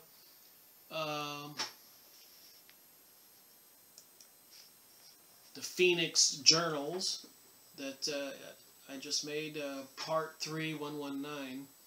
But apparently they passed legislation that anybody who refuses any vaccines ordered by the government to be injected in your body, our bodies, it'd be a crime. Think about that. They can just put anything they want to in us, and if we refuse, ask questions. What is that you're going to stick me with? It would be, they don't have to answer anything. It'd be a crime to reject it. They want people to be stupid and just fall for this evilness going on. Anyways, back to this HJ Res 104, House Resolution 104. Passing some kind of Noahic law, some legislation that says Noahic law will be the law of the land. So what is the Noahic law? The resolution, first introduced by Minority Leader Representative Robert Mitchell of Illinois, was then referred to the House Post Office and the Civil Service Committee. Early in March 1991, 225 members of the House had signed on as co-sponsors of this resolution. And remember, the Illuminati, Zionist, bankster-type secret societies control our population because they control the money and the government. So you don't get to be a senator or representative, mostly, unless you're under the control of these puppet masters. Very evil forces. But it is highly doubtful that they were given the full text of the document. So a lot of these, excuse my language, but morons or traitors who do get into high places in government don't do their homework. You're probably enjoying the party and the bars and women and men, homosexual activities and prostitutions and child sex. Apparently, according to the Pizzagate scandal and much more, I'm not making this up. But anyways, these people that we put in office were bought and paid for before they ever got there. And they're just having a good old time in D.C. and other places around the planet. Not paying attention to the legislation that gets passed. Thank you very much. Not. They'll get their comeuppance, as we've been reading in the Book of Enoch. They were probably told that it was a resolution in honor of Rabbi Shinin's son's birthday. Most likely they had no knowledge that the treacherous Noahic laws were a silent attachment. The committee referred to this resolution to the House for a vote on March 5th, 1991. But here's where the real treachery begins. The record states that the House of Representatives passed this resolution by unanimous consent. But what the average American does not know is that unanimous consent is a euphemism for getting a bill passed under the radar, with almost no one present to vote, and with no record of who voted and how they voted. So instead of having a vote when everybody's present, and all the yays are documented, and the nays are documented, who voted for and against a particular bill, apparently sometimes they have these votes where they don't document what people say, which way they voted, but they call it unanimous consent. And apparently they can only get away with that when most of the people, congressmen, representatives, are not present. Like after everybody has been sent home, adjourned for the day, they have one more thing to vote on, and there's like 6 or 7 people left, and they all unanimously say yes. So the public doesn't know that 300 people voted yes or 200 people voted no. It was just a few people left in there who had a secret vote, passed the bill, and called it unanimous consent. Unanimous. A congressman's ears prick up when he hears the words unanimous consent, because he is aware that this may be a signal for skullduggery, and in this case it most certainly was.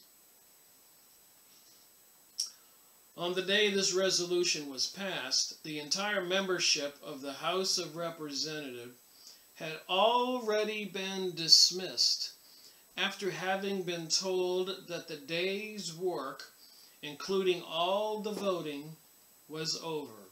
We could all go home. So you can see all those senators rushing out down to the local bar, some of them, or other evil things that they do. It was then, after virtually all members had left, that the treacherous authors of this resolution brought it up for a vote on the House floor. With only 4 hand-picked members present, it was then deceitfully passed by unanimous consent. And on March 5th, 1991, by a voice vote with almost no one there and no record made by their names or how they voted. Well, this can't be good. 2 days later, on March 7, 1991, the U.S. Senate passed the resolution by voice vote, also with no recorded vote. On March 20th, 1991, it was signed by President George H.W. Bush and became Public Law 102-14.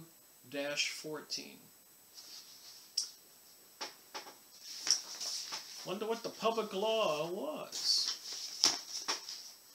Well, we're going to find out. As you read on, you will discover the identity of the evil forces that have so much control over the U.S. government that they can accomplish these dastardly deeds under the cover of darkness. This is the language of H.J. Resolution 104, 102nd Congress, First Session, March 26, 1991, as Education Day. That's what they named the bill. Joint resolution to designate March 26, 1991 as Education Day, USA. Whereas Congress recognizes the historical tradition of ethical values and principles which are the basis of civilized society upon which our great nation was founded. Well, that sounded nice. Whereas these ethical values and principles have been the bedrock of society when drawn from civilization, when they were known as the 7 Noahic laws. Noahide laws, Noahic laws. So they kind of try to freak us all out now, saying Sharia laws will be enforced in the United States. That would be those laws for the Arabs, Islamic laws. Probably has nothing on this Noahic laws that they're trying to pass. Whereas without these ethical values and principles, the edifice of civilization stands in serious peril of returning to chaos. So they need to enforce the Noahic laws to prevent civilization from going into chaos, returning into chaos. Whereas society is profoundly concerned with the recent weakening of these principles that has resulted in crises that beleaguer and threaten the fabric of civilized society. Oh my. Whereas the justified preoccupation with these crises must not let the citizens of this nation lose sight of their responsibility to transmit these historical ethical values from our distinguished past to the generations of the future. Historical ethical values, what are they? Whereas the Lubavitch movement, oh my, has fostered and promoted these ethical values and principles throughout the world. So I suspect that's part of the Zionist Jewish thing, and it's in the Encyclopedia Judaica. I have looked up some of this stuff, so I'm a little aware of what I'm talking about, and I will look into it some more and expose as much as I can. Whereas Rabbi Mechanim Mendel Shenenson, leader of the Lubavitch, so this rabbi is a leader of the Lubavitch movement, here we go. Some very evil rabbis, I suspect, is universally respected and revered in his 89th birthday, March 26, 1991. Whereas in tribute to this great spiritual leader, the rabbi, this his 90th year, will be seen as one of the education and giving. So his birthday will be one as education and giving. The year in which we turn education and charity to return the world to the moral and ethical values contained in the 7 Noahic laws. Whereas this will be reflected in the International Scroll. The International Scroll, I suspect they probably got the United Nations prepared to enforce Noahic laws on the world. Of honor signed by the President of the United States and other heads of state. So they're trying to legalize this thing to the nth degree. Nobody knows about it, probably. Now, therefore, be it resolved by the Senate and House of Representatives of the United States of America and Congress assembled.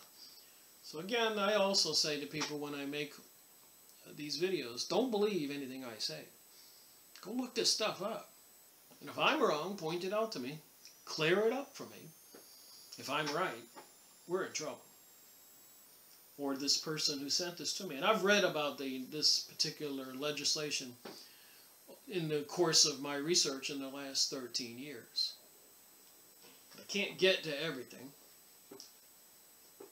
March 26, 1991, the start of the 19th year of the Rabbi Mechanim Shenenon's leader of the worldwide Lubavitch movement, is designated as Education Day USA. The President is requested to issue a proclamation calling upon the people of the United States to observe such a day with appropriate ceremonies and activities. Passed the House of Representatives, March 5, 1991, attest Clerk N. So the Lubavitch movement mentioned in H.R. Resolution 104 began in the late 18th century, 1700s, the latter part of the 1700s, and is the largest branch of Orthodox Hasidic Judaism. So we have some kind of Hasidic Judaism movement and its laws being passed by our government as the law of the land. One of its prime goals is the enforcement of the Noahic laws on all humanity. That's what it says here. Where my finger is. The words 7 Noahic laws are mentioned twice in this resolution. Noahide laws, however you pronounce it. But completely missing from this resolution are the following. What is the specific language of these 7 Noahide laws? Who drafted these 7 Noahide laws? Where do they come from? When were the 7 Noahide laws drafted?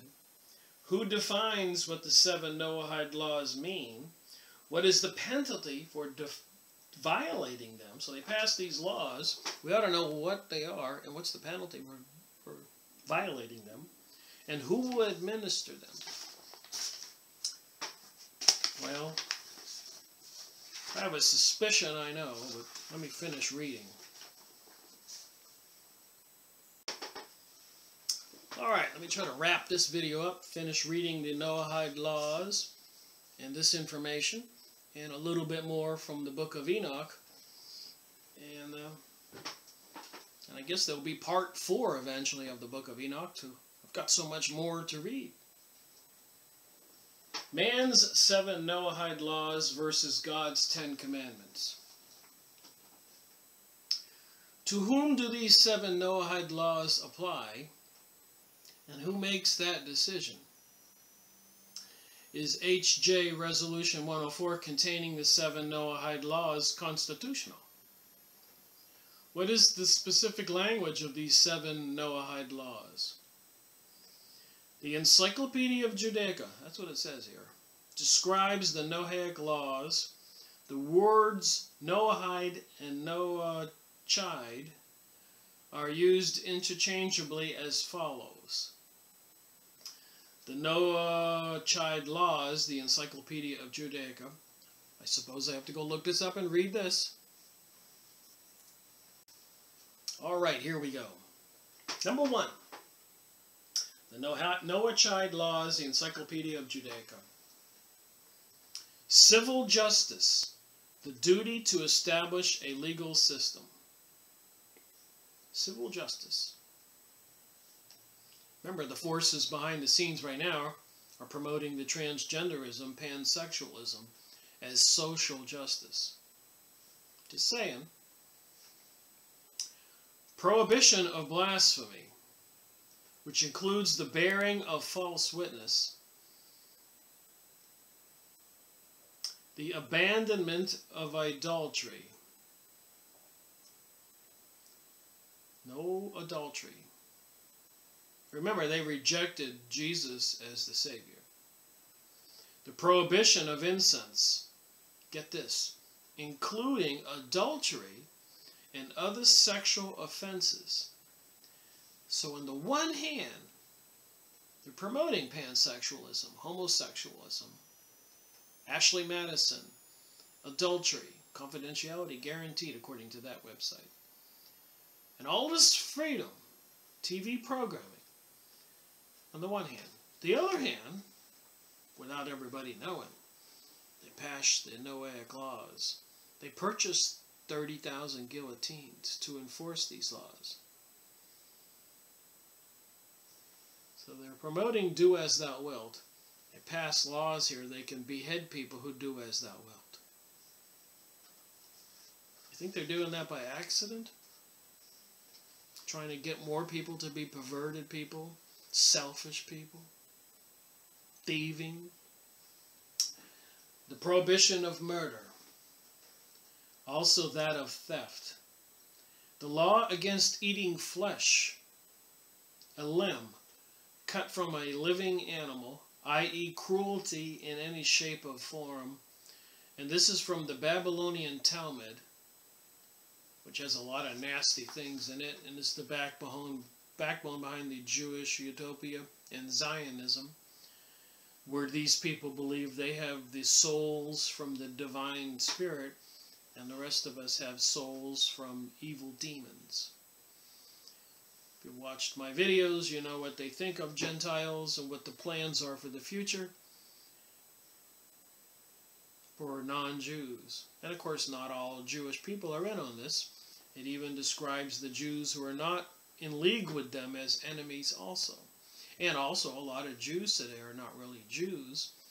They're Khazarians from the Russian territory, Ukraine, Georgia, Poland, northwestern Europe. Very barbaric people. Part of the Mongol tribes too, Genghis Khan. So we have some very barbaric people in charge of our world who have seized the Jewish religion as their own. And apparently are part of the Kabbalistic secret society teachings, where they have to swear under threat of death, having their throat cut, not to divulge the secrets to the rest of us, or the goings-on. And these are the people who rise up through the ranks to become our politicians and leaders of the world. And we can see now that they're dispersing equipment across the United States. Back in 2015, they had Jade Helm 15. They have all kinds of high-tech computerized software programs that will be making the decisions.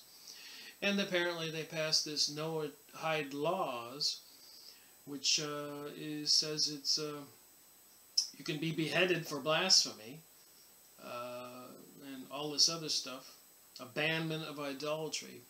So if they decide that Jesus was not the Messiah and people worship Jesus, that would make them idolaters, and they could behead them. And if you don't swear allegiance probably to this Lucifer creature, Satan, you will be worshiping God, which they will probably say is a crime. Let me read more from this, and you can decide and do your own homework. Obviously, this would probably require a lot of research by people, unless you want to just go watch the Galactic Federation videos, UFOs and videos, and these beings that are coming to Earth to save us from the declared enemy of the people, the Cabal. They're now saying this stuff, the secret societies, the Rockefeller Rothschilds. They're using them as the scapegoat. So it's just, they realize these other entities have been exposed, so the real puppet masters will take them down too, trying to convince us that the Cabal has been exposed. When nothing could be further from the truth, as we know what's going on in Israel today, and the bombing of Damascus and Syria, and the planned attack and bombings according to news, in the daily news. Iran is next, and even President Donald Trump apparently is agreeing to move the American embassy from Tel Aviv to Jerusalem. They are trying to rebuild King Solomon's temple. So if anybody doesn't believe all this is happening, they haven't done any research. But let me get more into this Noahic law thing. So we see what the Noahic law's general description is. Before providing answers to the other 6 questions, I would like to describe my analysis of the process by which this resolution was adopted by Congress. The language of the resolution speaks for itself, but the consequences of their adoption is that the 7 Noahide laws have been recognized by the Congress of the United States and the President of America as the bedrock of society from the dawn of civilization, and the claim will be made that they are now the law of the land of the United States. So if they create more chaos and anarchy, and martial law, whatever they do, and say that things have to change, and the American laws have been passed, Noahide laws. And they have passed in 1991, but nobody's enforcing them or making them well known to the people now, just the opposite. But they'll create more chaos and more anarchy, and they'll pull this bag of tricks out of their legislation and say that we all have to abide by this, get microchips, swear allegiance to Lucifer, whatever. Most Americans would be shocked. I'm reading from this document. You can look it up. To learn that the Babylonian, you know, 911 attacking Baghdad and all over there in the Middle East, Babylonia, that the Babylonian Talmud not the Old Testament, is the holiest book of Judaism. And again, not all Jewish people. The people who still believe in the Old Testament, the good Jewish people, are also the enemy of these Babylonian Talmud Jewish people, the Zionists, which is also the backbone and the information you get in the Freemasonic lodge books and handbooks and manuals that I have. So all these Freemasonic, Rosicrucian secret societies, Trilateral Commission, Council of Foreign Relations, thousands of these secret society organizations all over the world, Knights of Columbus, Knights of Malta, and not the regular people who join these meetings or clubs or temples or societies at the lower levels are privy to the information and the goals at the top, and the teachings and crap coming out of Hollywood and the movies and the TV programming and the newspapers and talk shows and all the other divide and conquer propaganda put in the newspapers, not telling we the people the truth.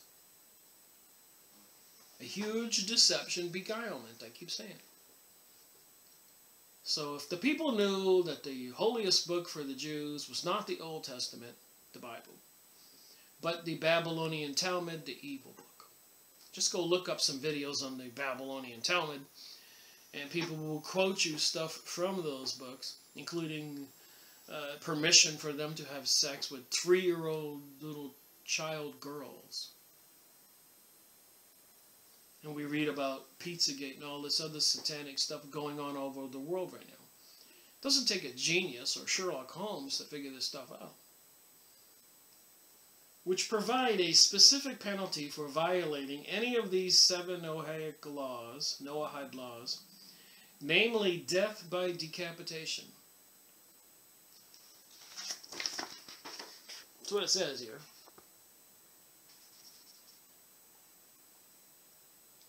Read the whole 3.5 lines there. So they're passing this legislation. We already know they're doing that. Patriot Act and all this other stuff. They're slowly circling around us the prison fences, the gates. Prison planet.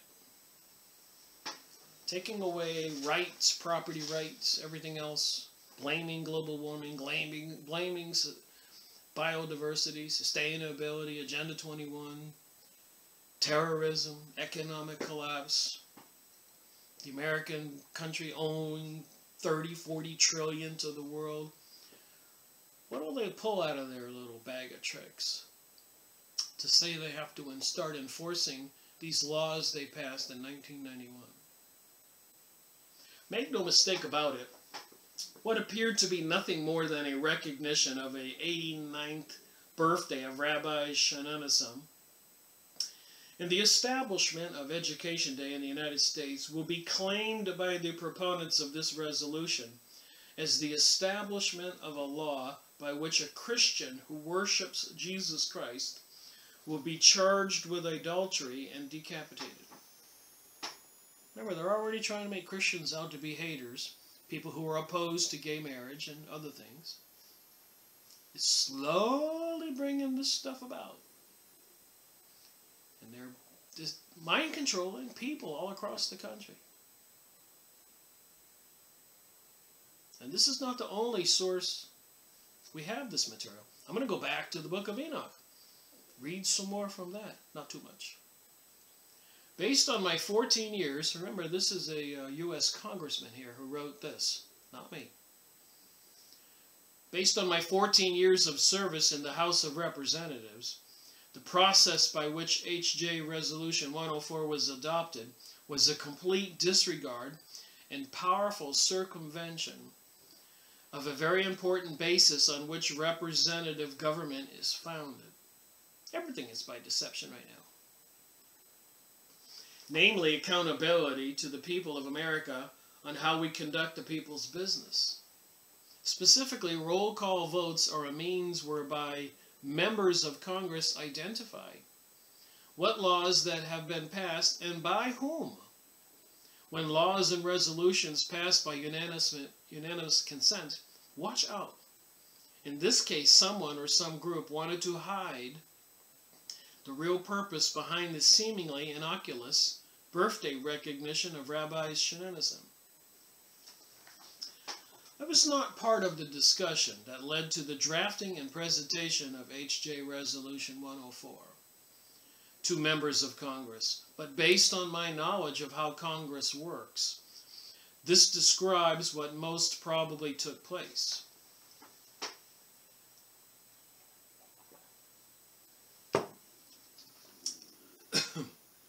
Jews who by their financial contributions to members of Congress claim they control what Congress will and will not do. A look at the recent history of U.S. politics confirms this. He who has the gold rules. Remember, they control the Federal Reserve. That's what it says here. I didn't write this. Jews.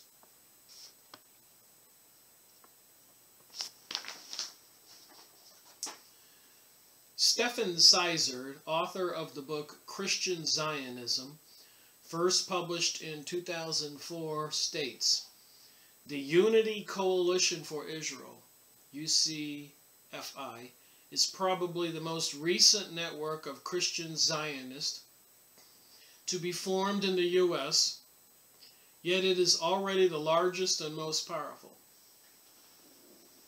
So these people who run our world are behind the Rainbow Coalition, the gay agenda, all that stuff. It's all premeditated, re-educating American people to be decadent, perverted peoples.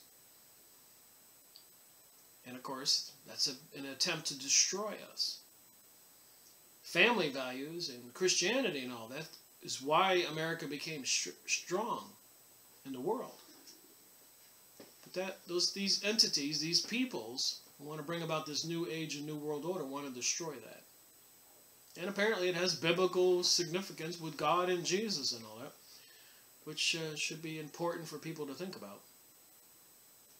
The UCFI was founded by Esther Levins, a Jew in Kansas, in 1994, and now comprises a broad coalition of 200 different and autonomous Jews, and Christian organizations representing 40 million members who are dedicated to secure Israel.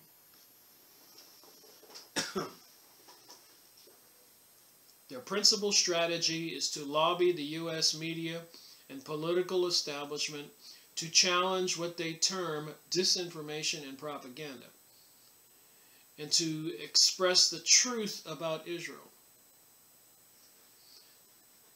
The UCFI includes 3 of the largest Christian Zionist organizations: Bridges of Peace, International Christian, Embassy Jerusalem, and Christians for Israel. So there's many more pages for me I could have read here, but I can't take this video forever. I will continue reading this stuff. Suffice it to say that in 1991, they passed this secret resolution, and apparently they will pull that out of their bag of tricks when they're ready to use it. There was one other thing I wanted to read before I finish this video, because I study things. You know, what is the religion of the Jewish people? What is the Theophist Society that created the Lucifer publishing company, Lucifer magazine? Who is Lucifer? The Hebrew cosmology. What is this religion all about? I've got a lot of research to do, and a little bit at a time I try to get it out there. What is the Hebrew cosmology? What is the Hebrew religion, the religion of the Jews? This Noahic laws, their thinking. What is with the Talmud and the Jewish utopia, Professor Hager, and all this other stuff I've been talking about?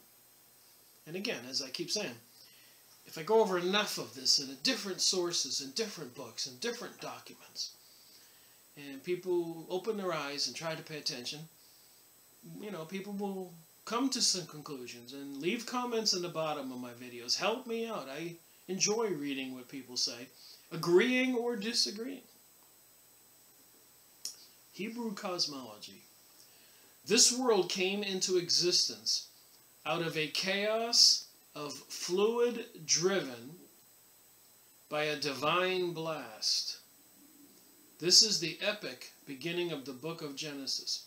Interestingly enough, according to Corey Good and David Wilcock and other people I'm reading about in the videos, there's supposed to be this divine blast coming to Earth soon to wipe everything out again, called ascension, part of these teachings of the New Age. Isn't that interesting? Go watch them. You got to put all this in your brain and watch this stuff to put the two and two together.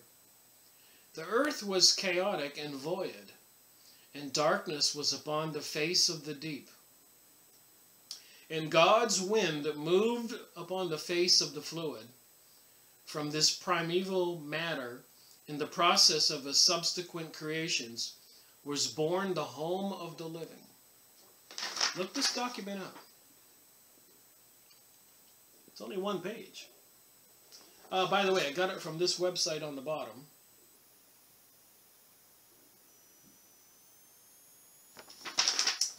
Let me continue reading. It's interesting.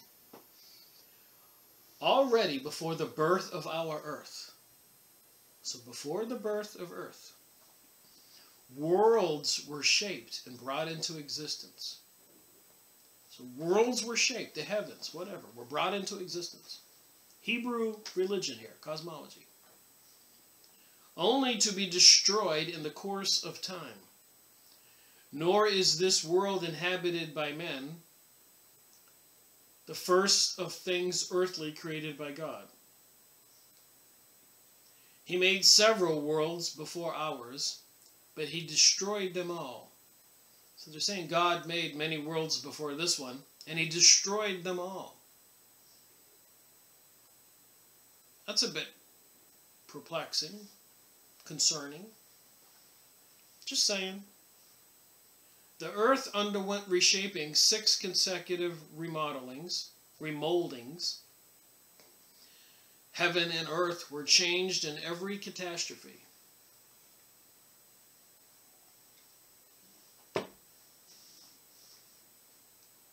Six times the earth was rebuilt, without entire extirpation of life on it.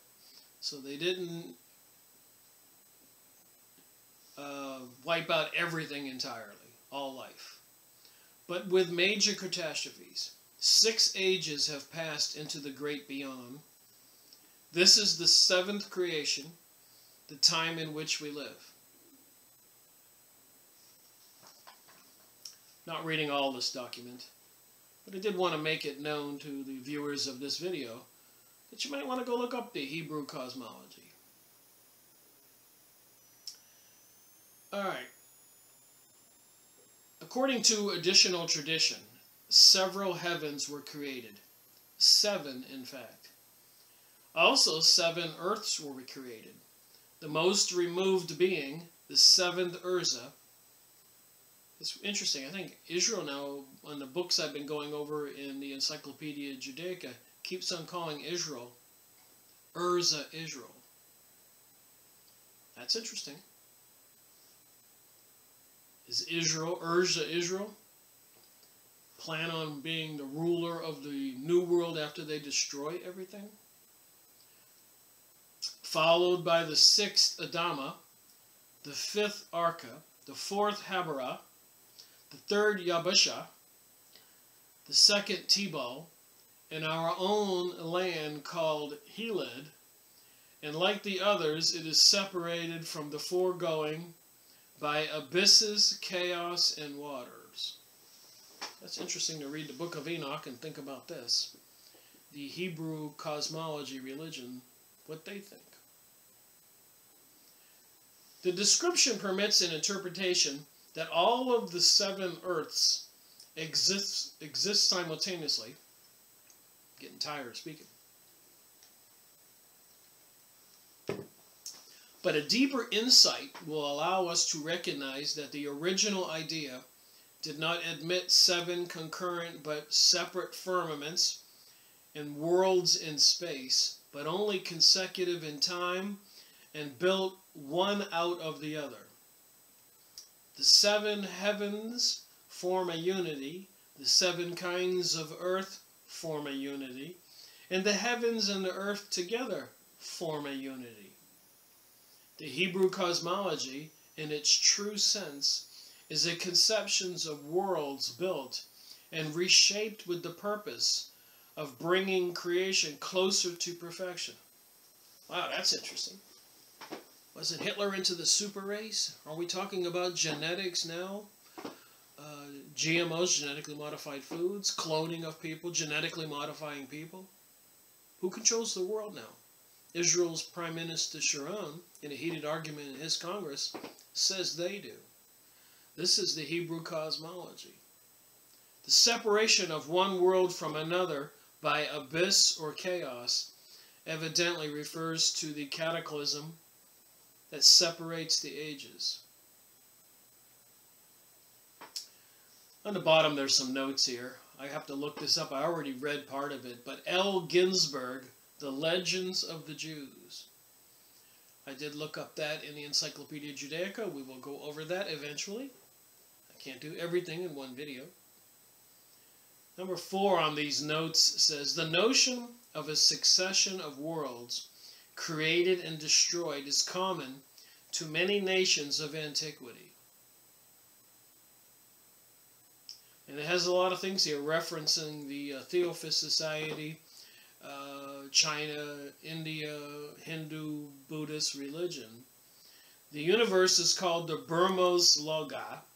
This is what I read in Helena Blavatsky's books, The Secret Doctrine. Stuff like this is in the Kabbalah, which signifies successive destruction and reproduction. So there are secret societies, planners, elites who fully intend to destroy Earth as we know it. Look at the USA Georgia Guidestones. Go look them up and see what they say. The Burma writings do not conceive of one world, but of an infinite number, one consistently succeeding another, so that when one is destroyed, another of the same form and structure arises. No kidding.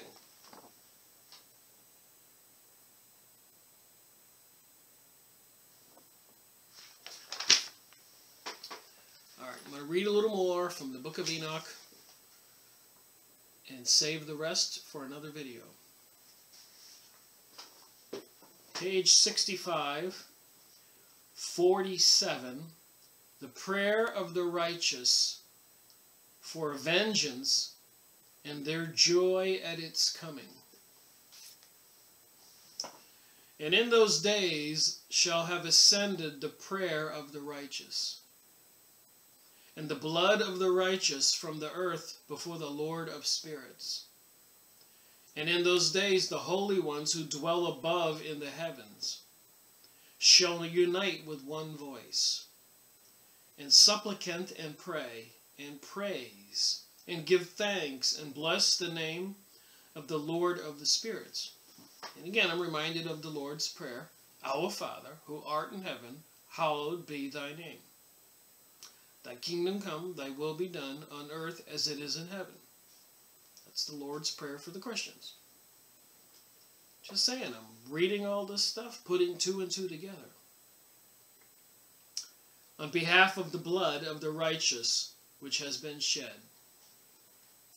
and that the prayer of the righteous may not be in vain before the Lord of spirits. And again, I'm reminded, I made those videos on Rabbi Marvin Antelman, Volume 1, Volume 2. You can go look them up. To eliminate the opate. And opate is it's like a comfort or a drug to people who pray for God, for healing, for guidance, for help. They don't want us to pray and believe in God. At least not our God. Apparently with this stuff I've been reading, it seems to match the Theophist Society, the New Age, the Kabbalah, the religion of Satanism and Luciferianism, magic and witchcraft is what they want people to believe. That judgment may be done unto them, and that they may not have to suffer forever. In those days I saw the head of days, when he seated himself upon the throne of his glory. And the books of the living were opened before him. And all his host, all the people in heaven, which is in heaven above, and his counselors stood before him. And the hearts of the holy were filled with joy. The hearts of the holy, those who praise God, those who believe in Jesus, those who want to do good. And the hearts of the holy were filled with joy, because the number of the righteous had been offered, and the prayer of the righteous had been heard, and the blood of the righteous been required before the Lord of spirits.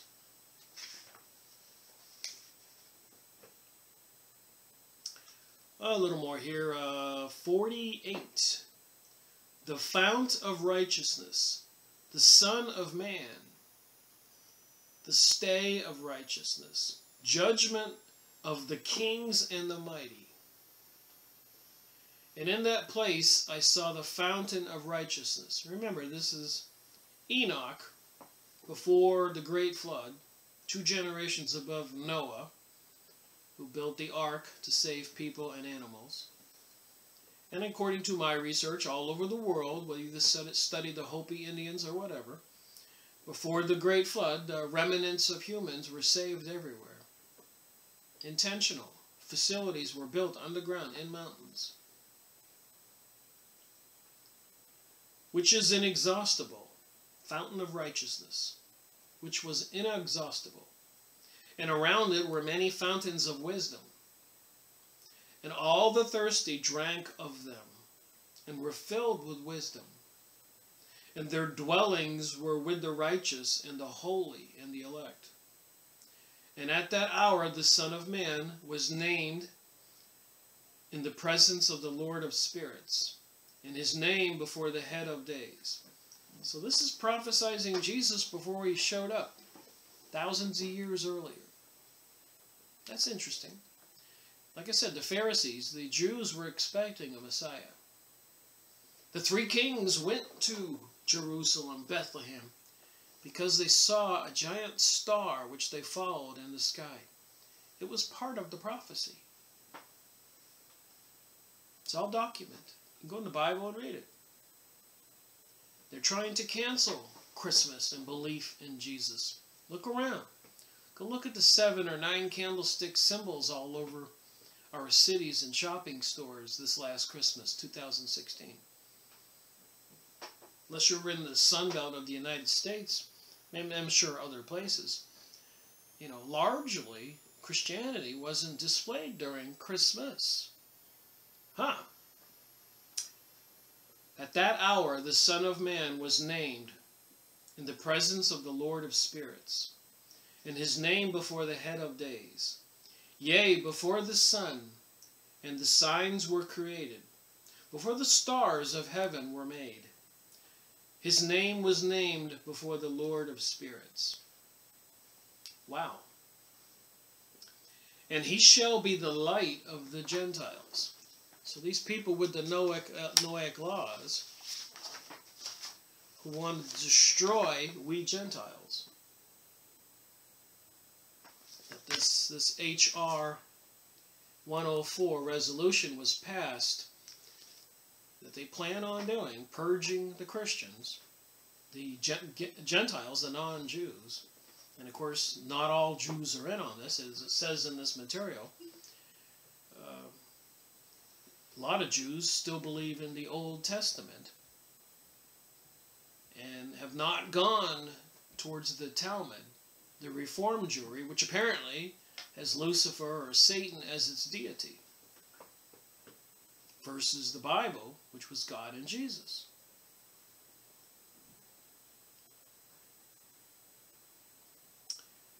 And were filled with wisdom, and their dwellings were with the righteous and the holy and elect. And at that hour the Son of Man was named in the presence of the Lord of spirits, and his name before the head of days. Yea, before the sun and the signs were created, before the stars of heaven were made. His name was named before the Lord of spirits. I'm interpreting the Lord of spirits to be God, and the Son of Man to be Jesus. He shall be a staff to all the righteous, whereon to stay themselves and not fail. And he shall be a light to the Gentiles, we non-Jews, and the hope of those who are troubled of heart. And I'm skipping some stuff here, so you can get this Book of Enoch. For in his name they are saved. Wow. That's what it says here in the Book of Enoch. For in his name they are saved.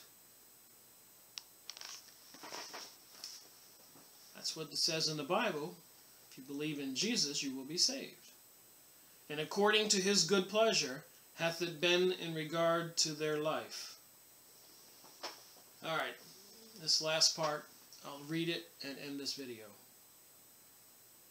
And there shall be no one to take them with his hands and raise them. So I skipped a bunch of stuff. Talks about what's going to happen to people who don't believe in God. For they have denied the Lord of spirits and his anointed. Jesus Christ. Christ means the anointed one. The name of the Lord of spirits be blessed. So there you have it. A little bit more information. Thank you for watching my video, Rick Miracle reporting.